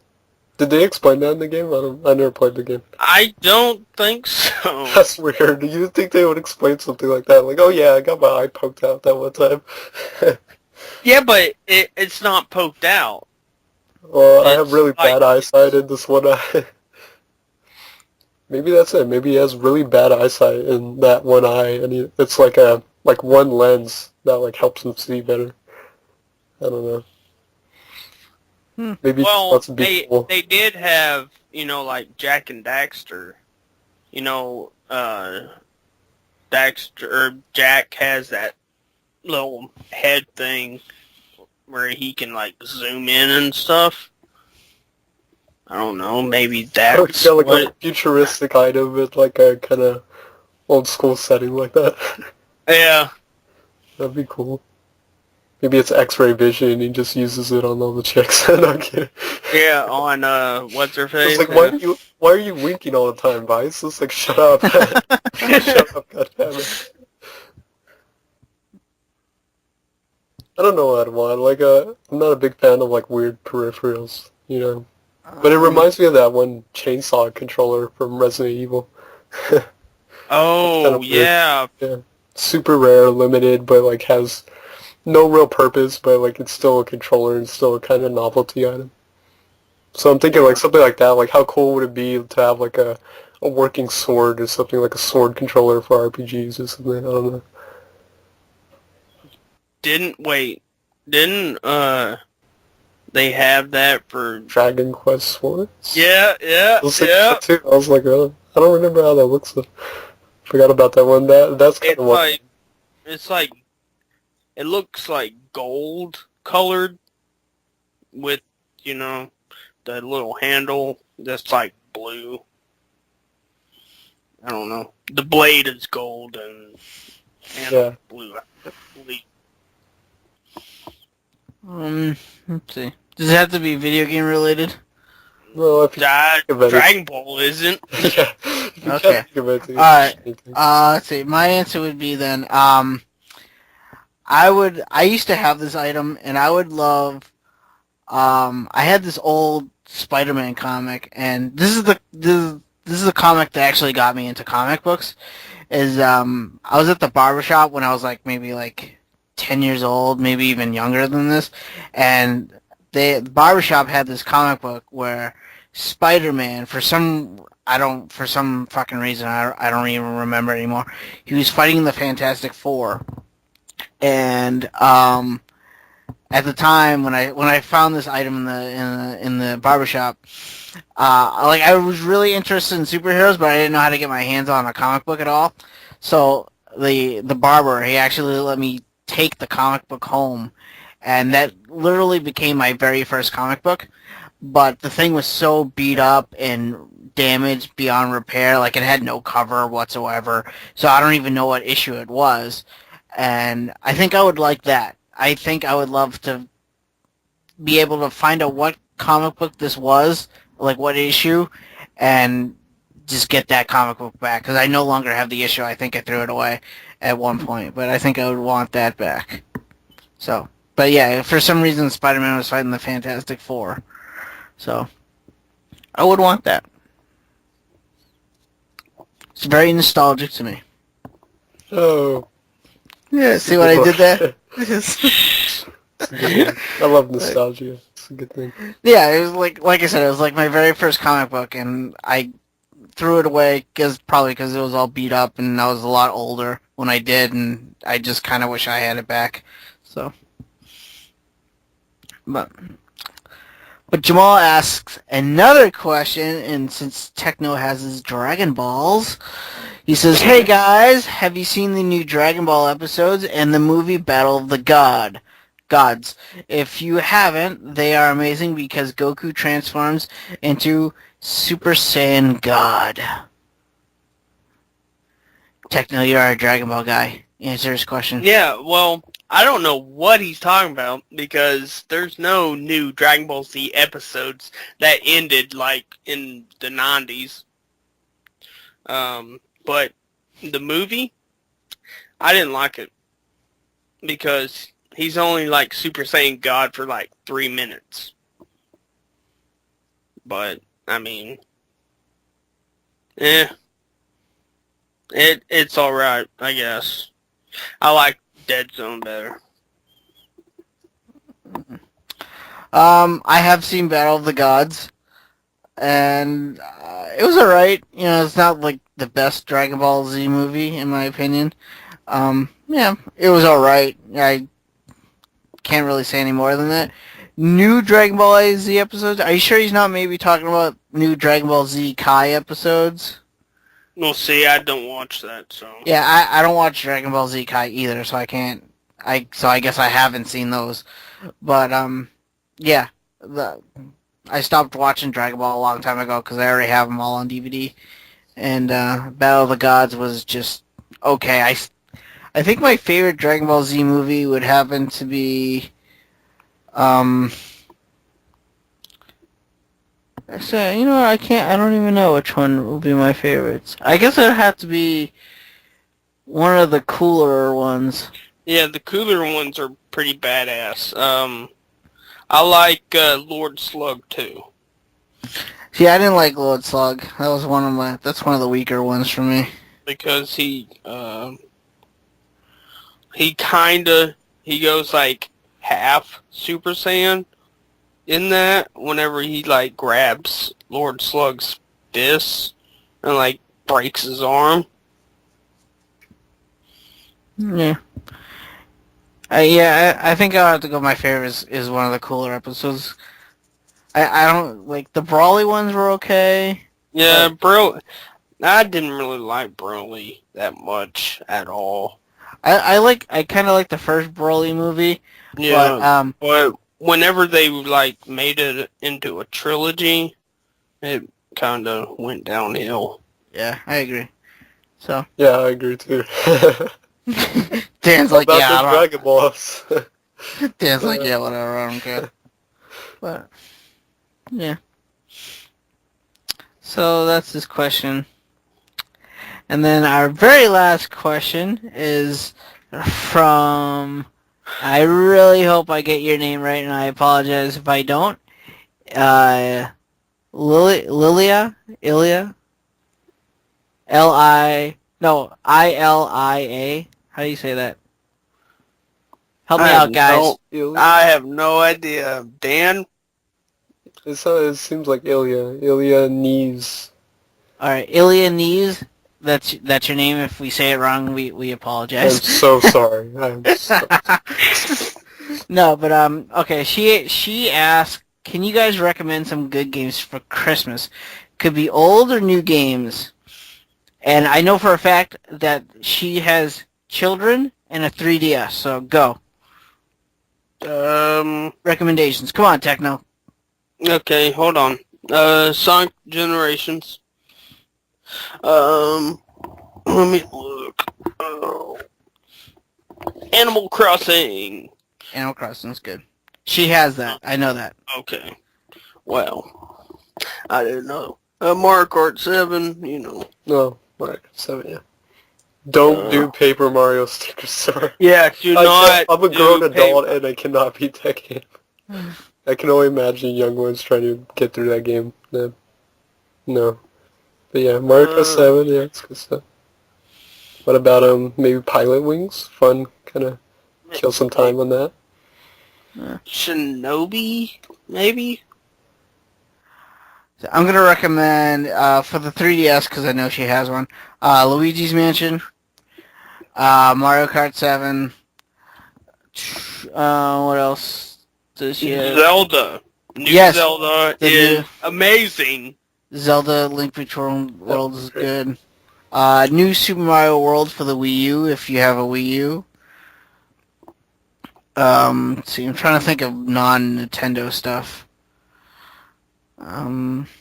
Lost Odyssey for the 360. Splatterhouse for the 360. I love the new one, but since you have children, that might not be a good one. And there's nudity in that game, so that's probably not a good choice. Well, you have children. I think a good one. Yes. Rayman. Yes. Like Rayman games, the new Rayman Yes, games. Rayman yeah. Legends, Yeah. Origins. Good little platformers. Challenging too, because even for adults, they're really challenging later on. But they're great little platformers in a kind of dying genre of 2D platformers. They're super colorful and cutesy. They look great. She has a Wii, Dragon Ball Revenge of King Piccolo, Excite Truck, which is very awesome. A really good racer. Pokemon X and Y, probably. If you have a Super Nintendo, I would recommend Top Gear 3000. It's a good racing game. Skitchin, if you have a Sega Genesis, it's a cool rollerblading racing game. Road Rash. No one likes Road Rash. What? Yeah, for kids, come on. For young ones playing Road Rash, beating the shit out of people.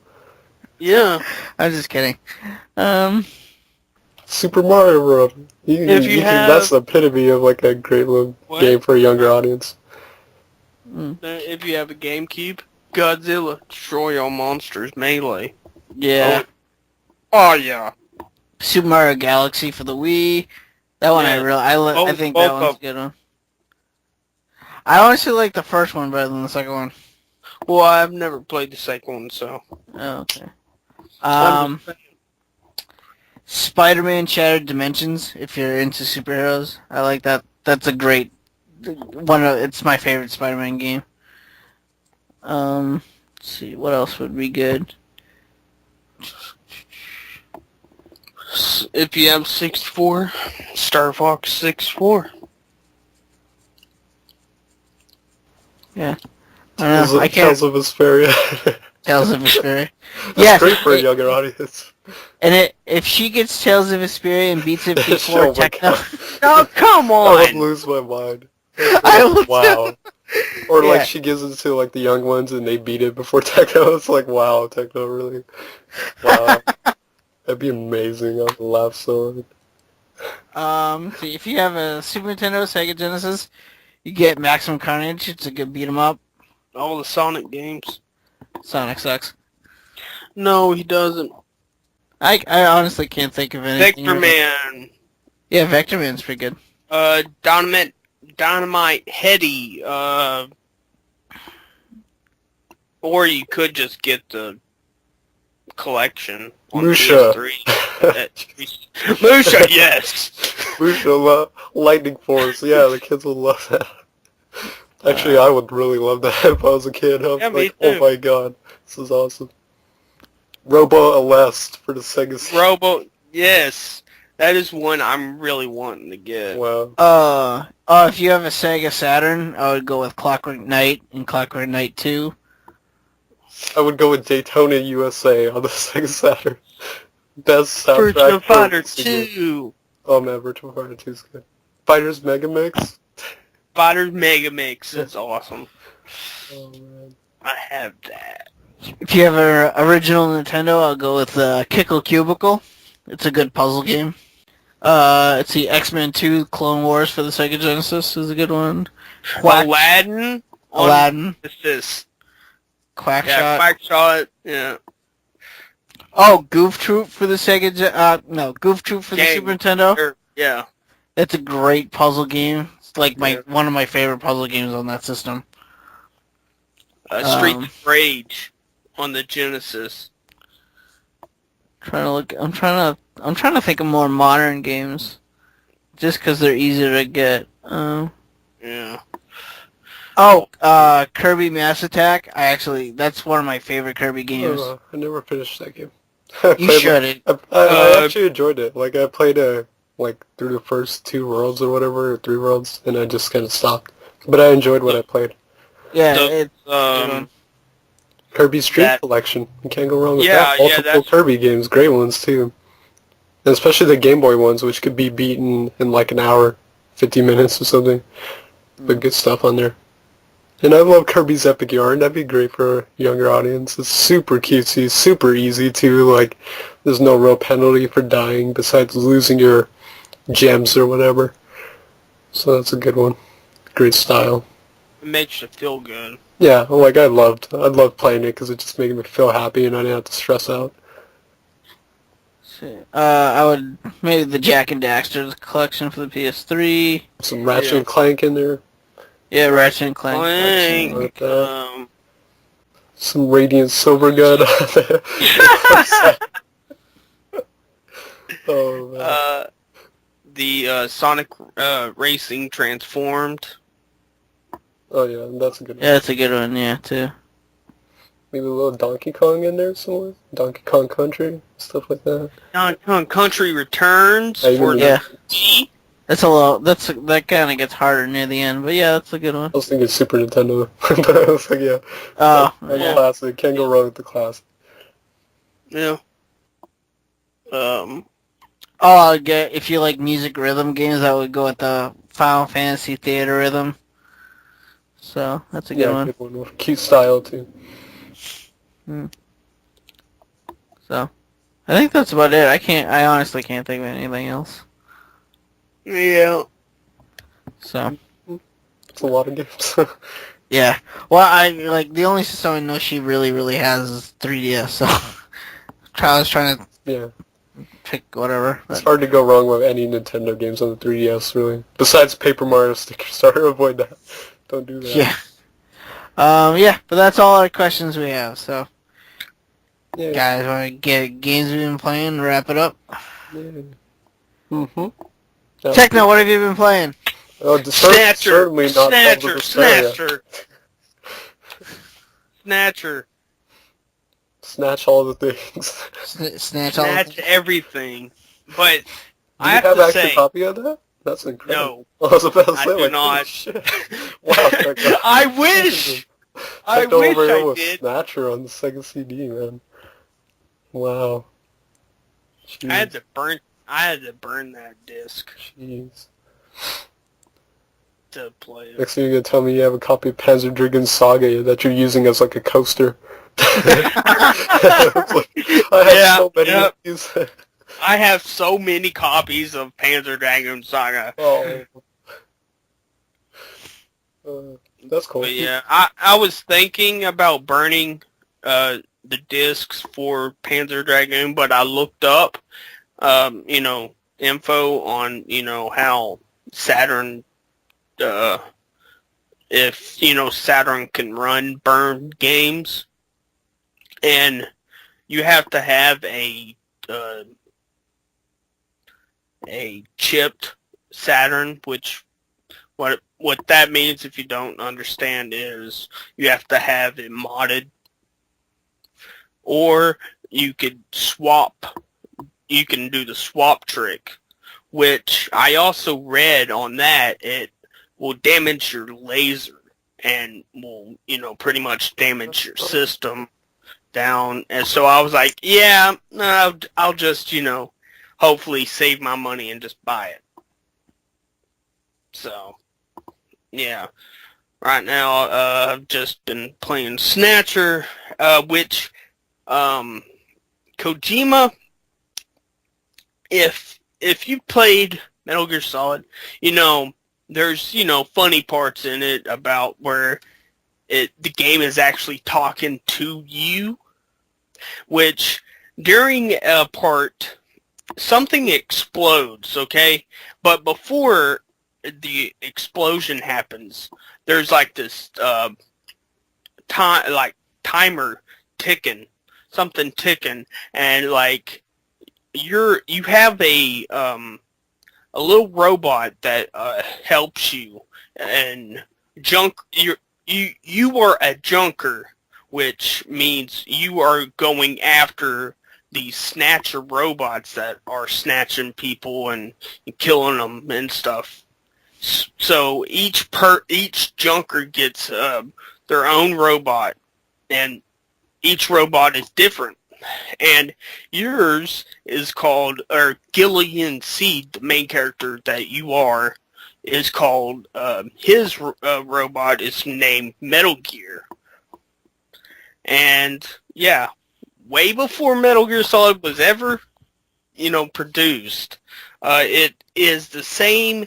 If you've played Metal Gear Solid 4, you have this little robot,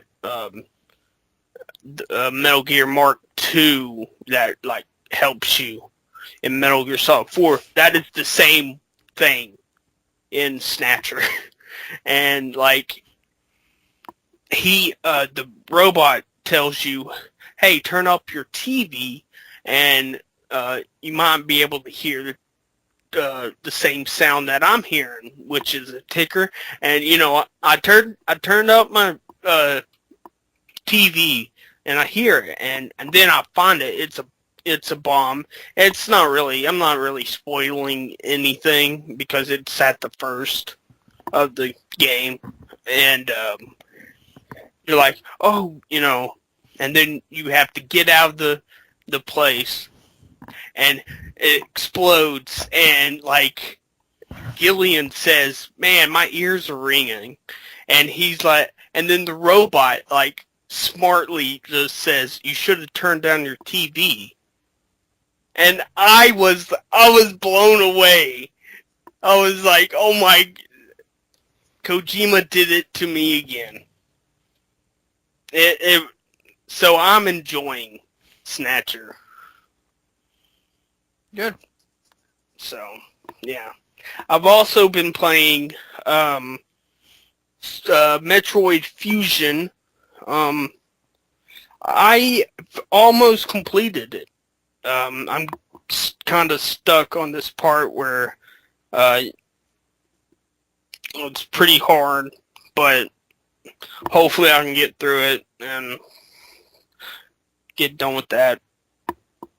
So, I also played some Super Street Fighter 4, arcade edition, and some X-Men vs. Street Fighter, Marvel Superheroes versus Street Fighter,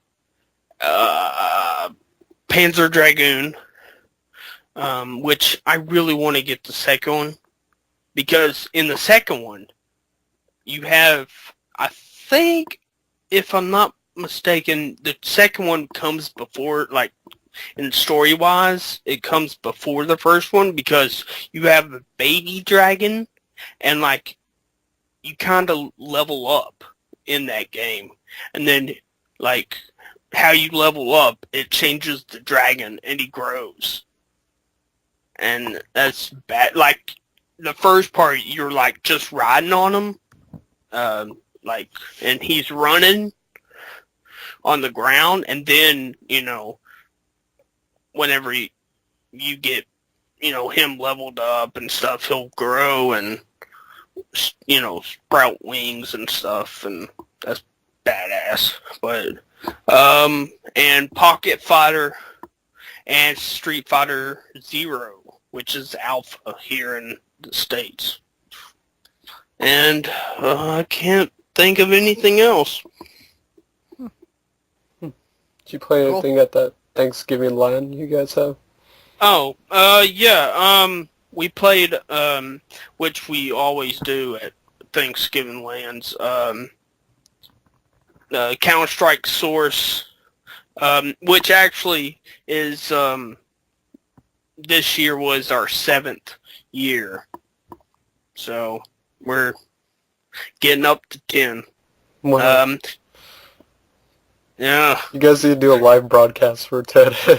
Twitch.tv, 10th annual Thanksgiving LAN, and just like have a webcam capturing, like, how they have that on like Twitch TV where it's the people gaming, and then they'll have the game and stuff like that. That'd be cool. Yeah.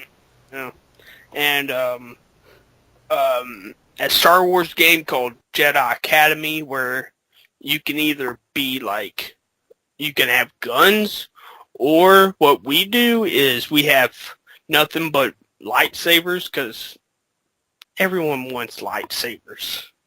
and you just, it's like a deathmatch type thing. And I think we played a little bit of Call of Duty 4, and yeah, I watched, Alien and Alien 2, or Aliens there, because I got at Black Friday, the anthology on Blu-ray. Oh yeah. But yeah, that's about it. Like, we play Counter-Strike Source, like, religiously.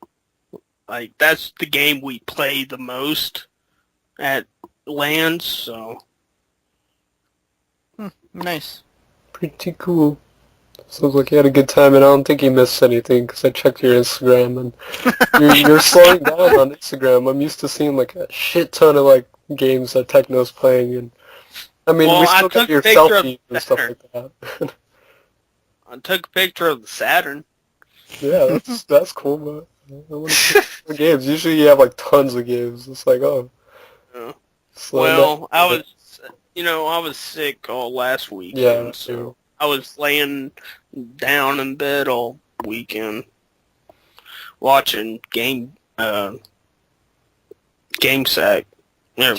Yeah, that's what I did, is I watched YouTube and, like, Twitch TV the whole weekend. I was like, I cannot do anything. I played maybe a little bit of PS Vita, but that was it. Yeah. Good stuff. Yeah, I got the PS Vita. That next day I was sick.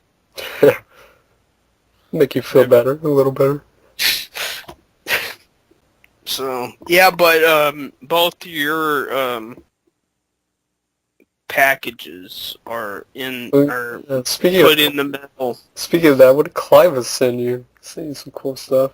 Oh, he sent me, like I've already said, Dragon Balls, crystal balls. Those are cool. It sounds sexy. Yeah, kinky. Which is weird because I look on the side of it after I got done with that video I shot, and it has the red Shinron from GT. And that was just, but it says Dragon Ball Z, not, I don't know. Anyways, but yeah, they're pretty cool. And if you've seen the video, Yes, I I've seen it. Your flipped the reaction was hell out. great. Yeah, I liked your reaction. that's what I like about Christmas, is flipping out. You really like that Hello Kitty Pez, huh? Oh yeah, it was like, oh my god, this is a super limited edition, one of like 2 Hello Kitty Pez dispenser. Oh man. Oh, it's funny, yeah. Well, yeah, he got me, which I don't know why, but he got me Power Stone 2. And, that was actually the one I was saving up for to get next. Yeah. So, There you go. Now you got it. Now you can put it towards like Mars Matrix or something. I already have Mars Matrix. Oh yeah. Oh, Technomancer. That's the one. Oh, yeah, I was that gonna one. send you a burnt copy of Technomancer. Let's see, I'll go next if you don't mind. Let's see, I've been playing a lot of Link Between Worlds for the 3DS, and I gotta say, it's probably up there in my top 5 Zelda games. It's really good. It has the same map layout, basically, of Link from the Past on the Super Nintendo, and generally it's a good game. I really like it. I like the animation. I like the characters. I really like the story. The story is probably the best part of it. I'm not going to give anything away because I think people should play it for themselves, but there's a lot of twists in it and there's one in particular that I was just like, whoa, that's actually really freaking cool. But yeah, I really like the story of Link Between Worlds. The only thing I don't like about this game, and I guess I'm in the minority of it, but I don't like the renting of the items. I really don't. Like at the beginning of the game, like all the items games, all the games items are available to you right away. So you can rent them all and take them with you. And this is kind of cool because like you get to go to whatever temple you want first. You don't have to like you don't have to go to like Temple 1 and get this item before you can go to like Temple 3 or whatever. You could go to any temple you want because you have basically all the items all at once. And that's cool. I like that actually is a really cool concept. But I just feel like it takes away like finding things in the dungeons. And don't get me wrong, there are things you find in the dungeon that you cannot rent. But I don't know. I just don't really like the idea of getting all the items that are in the game all at once. But like I said, I'm in the minority of that. But I really like the game. Overall, it's a fantastic game, Link Between Worlds. And like I said, the story in it is freaking amazing. But I finished that in a great game, I already said. But it got me into like this Zelda mood. So the next game I started playing was Oracle of Seasons for for the GBA because I'd never played them before, and I started playing Seasons, and right now I'm at the 6th temple. I believe there's 8 overall, I'm not sure, but I'm at the 6th temple, and I'm enjoying it. The controls are a little hard to get used to, I guess mainly because I'm used to, newer games like Link Between Worlds, and, Oracle Seasons is a lot older game, but generally it's a great game. I'm enjoying it.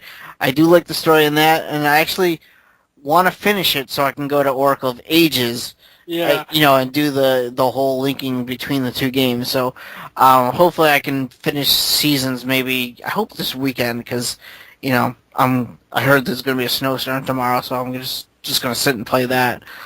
But yeah. The next game I've been playing is Teenage Mutant Ninja Turtles for the 3DS. I got this game because it was like really cheap when I bought Link Between Worlds. And basically what this is a very basic, very bad beat-em-up game. I don't recommend this game at all. Basically, you play, one is the 4 Ninja Turtles, and the one thing I do kind of like about this game is you get to switch between turtles during the game, like during the level. So, like if Leonardo is almost dead, you can switch to Michelangelo. I like that, but there's so much wrong with the game, it's not even funny. Say you're controlling Michelangelo and you're fighting the Foot Clan. The other 3 turtles, they don't do anything. Like sometimes they'll just stand there, not doing anything. They'll like the Foot Clan will be like fighting them, punching them, and the turtles won't. They'll just stand there. Like really, I'm like, you're supposed to be helping me fight these guys, and basically you have to fight all the enemies yourself because the other turtles just kind of stand there. The hit detection is a little bit off. The 3D is actually pretty good, and it's not the best. Voice acting is really good. It has the voices from the TV show, but their mouths don't move, so there's no lip syncing at all. It's a very short game. It has like 15 levels that will take you about maybe 15 minutes each to complete.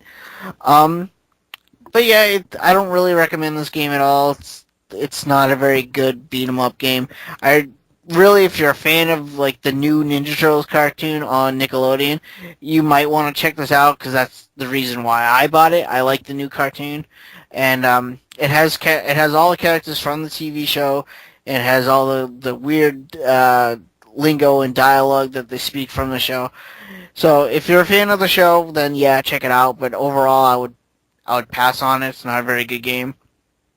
The next one I've been playing is Animal Crossing for the 3DS because it is now December, and I've been waiting months for it to hit December because it's snowing in my game, and I've been making snowmen in my game, and I'm trying to make a snow woman in the game where she will give me the ice furniture that I've really been wanting to collect for months now, and I've just been waiting for December. And I made 2 snowmen and a snow tyke, which is basically like the snow baby. And I haven't made the snow woman yet, but basically once you make the snow woman, you trade her like 5 snowflakes. She gives you like one of the ice furniture pieces. So that's mainly what I've been doing in that game. Nothing too special, just trying to collect the ice furniture as much as I can, and collecting all the Christmas furniture because, once Christmas is over, it's no longer available unless I wait another year or mess with my 3DS clock, which I definitely do not want to do. And the last game I've been playing is Super Mario 3D World for the Wii U. And a lot of people say this is like a system seller. I totally disagree. Don't get me wrong, if this is a fantastic game, if you have a Wii U already, then yes, you pretty much need to get this game. But this game is not really a system seller. It's if you played Mario 3D Land for the 3DS, it's generally the same thing. But it's a really good game. I do like it. The new cat suit, it's fantastic. I love climbing up on the walls, and there's a lot of hidden items on top of walls or behind walls that you definitely need the cat suit for. The 4-player co-op in this thing, I believe kind of hurts this game because if for me generally I'm the type of person that, I want to get to the end. I want to progress in the game, but if you have more than 2 people playing with you, you're bumping into each other and you share lives. So if you have 30 lives and your friends die 15 times, then you're left with 15 lives. Each character does not have their own set of lives. So lives can go down very, very quickly if you're playing with multiple people. Now, generally when I was playing with my friends, they had a blast. But me, not really me. I just, I wanted to get to the end of the stage, go to the next stage. And so for me, I think the multiplayer really hurts it, but my friends really seem to really enjoy it. But yeah, I think Mario 3D World is a fantastic game for the Wii U. Like I said, if you own a Wii U, please pick this up. It's a great game. The new stamps that you collect in the game are really cool because you can use those to make pictures and all these different art designs in the Miiverse. So it's just really cool. It's a great game, but like I said, I don't really think it's a system seller per se, but it is a game you must have if you already have a Wii U. So, and that's basically it. Those are the 5 games I've been playing. So a lot of Nintendo stuff. Actually, it's all been Nintendo. Yeah, it's all been Nintendo stuff. So, how about you, Dan? So, like I mentioned, I haven't touched a controller in over a month for a home console, so I've mainly just been playing PlayStation Vita when I have a little bit of free time, because around this time I'm super busy, but like I said, I'm done with the semester, so I can relax. I have a little bit more free time. Can hopefully start up some games I've been wanting to start up, but the games I've been playing on my Vita, last time I mentioned I was playing through Assassin's Creed 3 Liberation, so that weekend after I finished that up and beat that, and I enjoyed it. I was surprised because I was really skeptical of how much I really didn't like the first Assassin's Creed, and then going into this, but I was happy to see that they did do a lot of the tweaks I was kind of hoping for, and they really refined a lot of the stuff. And I enjoyed the setting. I enjoyed the aspect of swapping between personas for certain missions and stuff like that. It was an enjoyable experience. The big one though that I sunk a lot of time into already. Ys Memories of Celceta on the PS Vita, and oh man, God, I really love this game. It sucks. Yeah, it's terrible. Absolutely, the worst Ys game, worst action RPG ever made. Don't even bother. No. Are you being serious? No, I was just saying that. I was just piggybacking. I'm I have this game. No, I was piggybacking off Techno saying it sucks. No, I absolutely love this game. I'm obsessed with it. I think it's probably becoming one of my favorite Ys games. So how it works, and it's actually quite different from a lot of other Ys games. It's actually the 3rd installment, or the 3rd game to be considered Ys 4. It's technically Ys 4. It's, the original one was Ys Mask of the Sun, which came out on Super Famicom, and that wasn't made by Nihon Falcom. They kind of licensed it out to another developer. And then after that was the famous one, Dawn of Ys, on the TurboGrafx and stuff like that. And that was made by Hudson Soft, which at the time Hudson Soft was kind of making the Ys games, and they were doing an admirable job with it. But now the main developer of the Ys series is Nihon Falcom. So this is a kind of third setting of Ys 4 done by Nihon Falcom. They've expanded on it. It's a new take on it. It's really good though. So like the premise is quite unique. I feel like this one in particular, they really focus on the idea of exploration. So like it's a really interesting concept that you chart this, like they call it like the foliage ocean. Like I think the name is actually foliage ocean in Celceta in the Japanese version. But it's basically a vast area of like unexplored territory. Like it's just huge like wilderness and like all these kind of mazes and like weird monsters, and it's just an unexplored territory that like no one's ever charted before. So like it's kind of your goal and your objective with your kind of partner to kind of chart out this unexplored area that's so mysterious. But the whole concept, obviously, hence the name Memories of Celceta, the story revolves around Adol, and he's had like amnesia, so he's like trying to get back all his memories. So the process of the story kind of develops around Adol from the beginning, not really knowing much, and over the course of time because you can find memories as you're exploring, so it'll like touch these orbs and then it'll have like a flashback and then it'll tell kind of more of the story, and it's really interesting how they do that. But as he goes on, he starts to learn more and more. I feel like I'm approaching the end, but I'm kind of skeptical because it still feels like I'm missing a lot of items. But it's this idea of exploring this vast forest, which is actually really huge. Like it's a bigger Ys game than a lot of the other Ys games. It's huge. It's taking a lot longer than like other Ys games, and it's a lot more to explore. They have like these kind of maze areas that in order to get like to the next area, you have to follow a particular pattern, which some people might get lost in, but you just got to stick with it.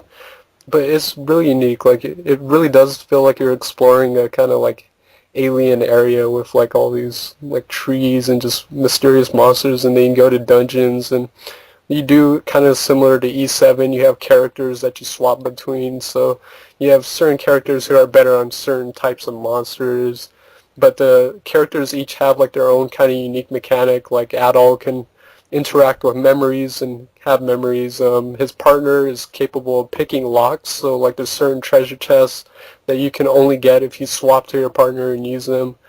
There's another guy who comes on later from like there's a city by like the river, and he has the ability to like break walls underwater and stuff like that. So there's different mechanics. Like you can't access everything right away. They really strategically laid it out where like in order to progress further in the forest and explore more, you have to kind of do it segmentedly, and like you can't do everything at once. And then it's a huge place, so they strategically made like shortcuts to kind of like cut through the forest too, which really helps. But later on, I don't want to spoil it, but later on it gets to a point where the forest really shifts away from being the main focus of the game. So I'll just say that. But it's interesting how they did it. It's a bigger Ys game, much more exploration, much more unknown about it. Like the story's not given to you right away because Adol doesn't know what the hell's going on in the beginning. So it's a really interesting game. The characters are likable. I'm in love with the little village girl. Her name's Karna, and like I love her. She's fantastic and adorable. But yeah, there's multiple characters too. I think it's a likable party of characters. You can accept quests too. Like you can go to the bar and they'll have like some quests that you can take along the way. But really, really good game. Like I'm really surprised. The music fantastic, like always. And Falcom's sound team are just incredible when it comes to the soundtrack. They know how to do it. But really great. It looks really good too. So I highly recommend it if you're a fan of the series or if you're a fan of action RPGs. It is just epic Ys game. Like I'm really loving it. So, but the other game I've been playing is the one I talked about a little bit in the beginning, that I picked up, the Muramasa Rebirth Collector's Edition for like $25. So I started playing that. And like I mentioned before, I was like, I played Muramasa already. I played on the Wii, and I was like, is it going to be that much different? So I kind of like, I popped it in, and I was like, the game started up, and I got to the tutorial, and I literally just stopped. Like, I had to stop. I was like, I said to myself, my God, this game looks beautiful. Like, it is gorgeous on the PS Vita. It is ridiculous how how much the colors pop and like everything is just so saturated. Like it's incredible. It really does feel like I'm playing a new game. It feels like I'm playing like Muramasa HD. Everything looks more crisp and clear and absolutely beautiful artwork in that game. Fantastic. If you don't know what it is, it's kind of like a port of an existing Wii game that's kind of like an action RPG, more focused on action, and you kind of go through these areas of Japan, and you're kind of, it depends because you have like two different characters you could choose from, so there's actually two kind of different stories. You could choose from the girl or the guy. I usually choose the girl to begin with, but you kind of follow their stories throughout this area of Japan, and each area of Japan looks vastly different from the other. And you just kind of go around, you'll fight enemies, collect swords, you can make new swords. But it is more of an action game more so, but there is RPG elements. So I've been playing through that, and I'm getting close to the point where I stopped in the Wii version, so that's good. So I'm hoping to, unlike the Wii version, I'm hoping to actually finish it this time, because I'm really enjoying playing it on the PS Vita, particularly the controls. Maybe that was part of the reason too, is playing it on the Wii Mote and Nunchuck was a little, it worked, but like it was a little weird. And like now on traditional controls, oh my god, it just handles beautifully. So I'm probably going to try and finish that. So really liking it. Highly recommend it if you're a fan of like action games and beat 'em ups and stuff like that. Looks incredible on the Vita.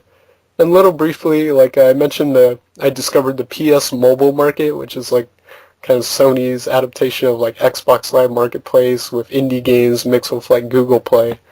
But I discovered a nice little music rhythm game on there called Citus Lambda, and it's basically a music rhythm game. It's very similar to stuff like DJ Max. Particularly, it really reminds me of the super rare for some reason, my god, but DJ Max Technica tune on PS Vita. It's actually really rare to get like an American copy of that, but because I think they only released that as a limited edition, and then a small run of it as just copies only. But it's a touchscreen music rhythm game where you touch these little bubbles as the lines kind of go up and down. Like there's this line that goes up and down, and as it passes the bubble, you have to hit them at the time. So really works fantastic. The music is like, J-pop and stuff like that, a little upbeat, catchy stuff. It works beautifully though, and I find that using two fingers usually helps, because using two fingers you can kind of get a rhythm with it and stuff like that. But really beautiful little music rhythm game, so I recommend checking that out on the PS mobile market. But that is it. That's all I've been playing, handheld stuff. Exactly. I guess I wrapped this episode of 84, right? Right? Yeah. Yeah, 84. I almost forgot. I was like, what episode is this? But yeah. So, I guess that does this. Everyone say bye, and I'd like to wish you guys obviously a happy holidays, because the next time we'll record will be after Christmas, but if you don't celebrate Christmas, just in general, happy holidays. It's one of my favorite times of the year. I just love the vibe and the setting around this time of the year. It's very upbeat, cheerful, joyful. So hopefully if you celebrate Christmas or whatever, Hanukkah, and you get some awesome presents and stuff you want, have a good time with family, eat some good food, because that's what I enjoy about this part of the year too, is some really good food. So, yeah. Yep. You say, guys, bye. Love you. Bye. Bye. I'll see you guys later. Thanks for listening, guys. We'll catch you next time.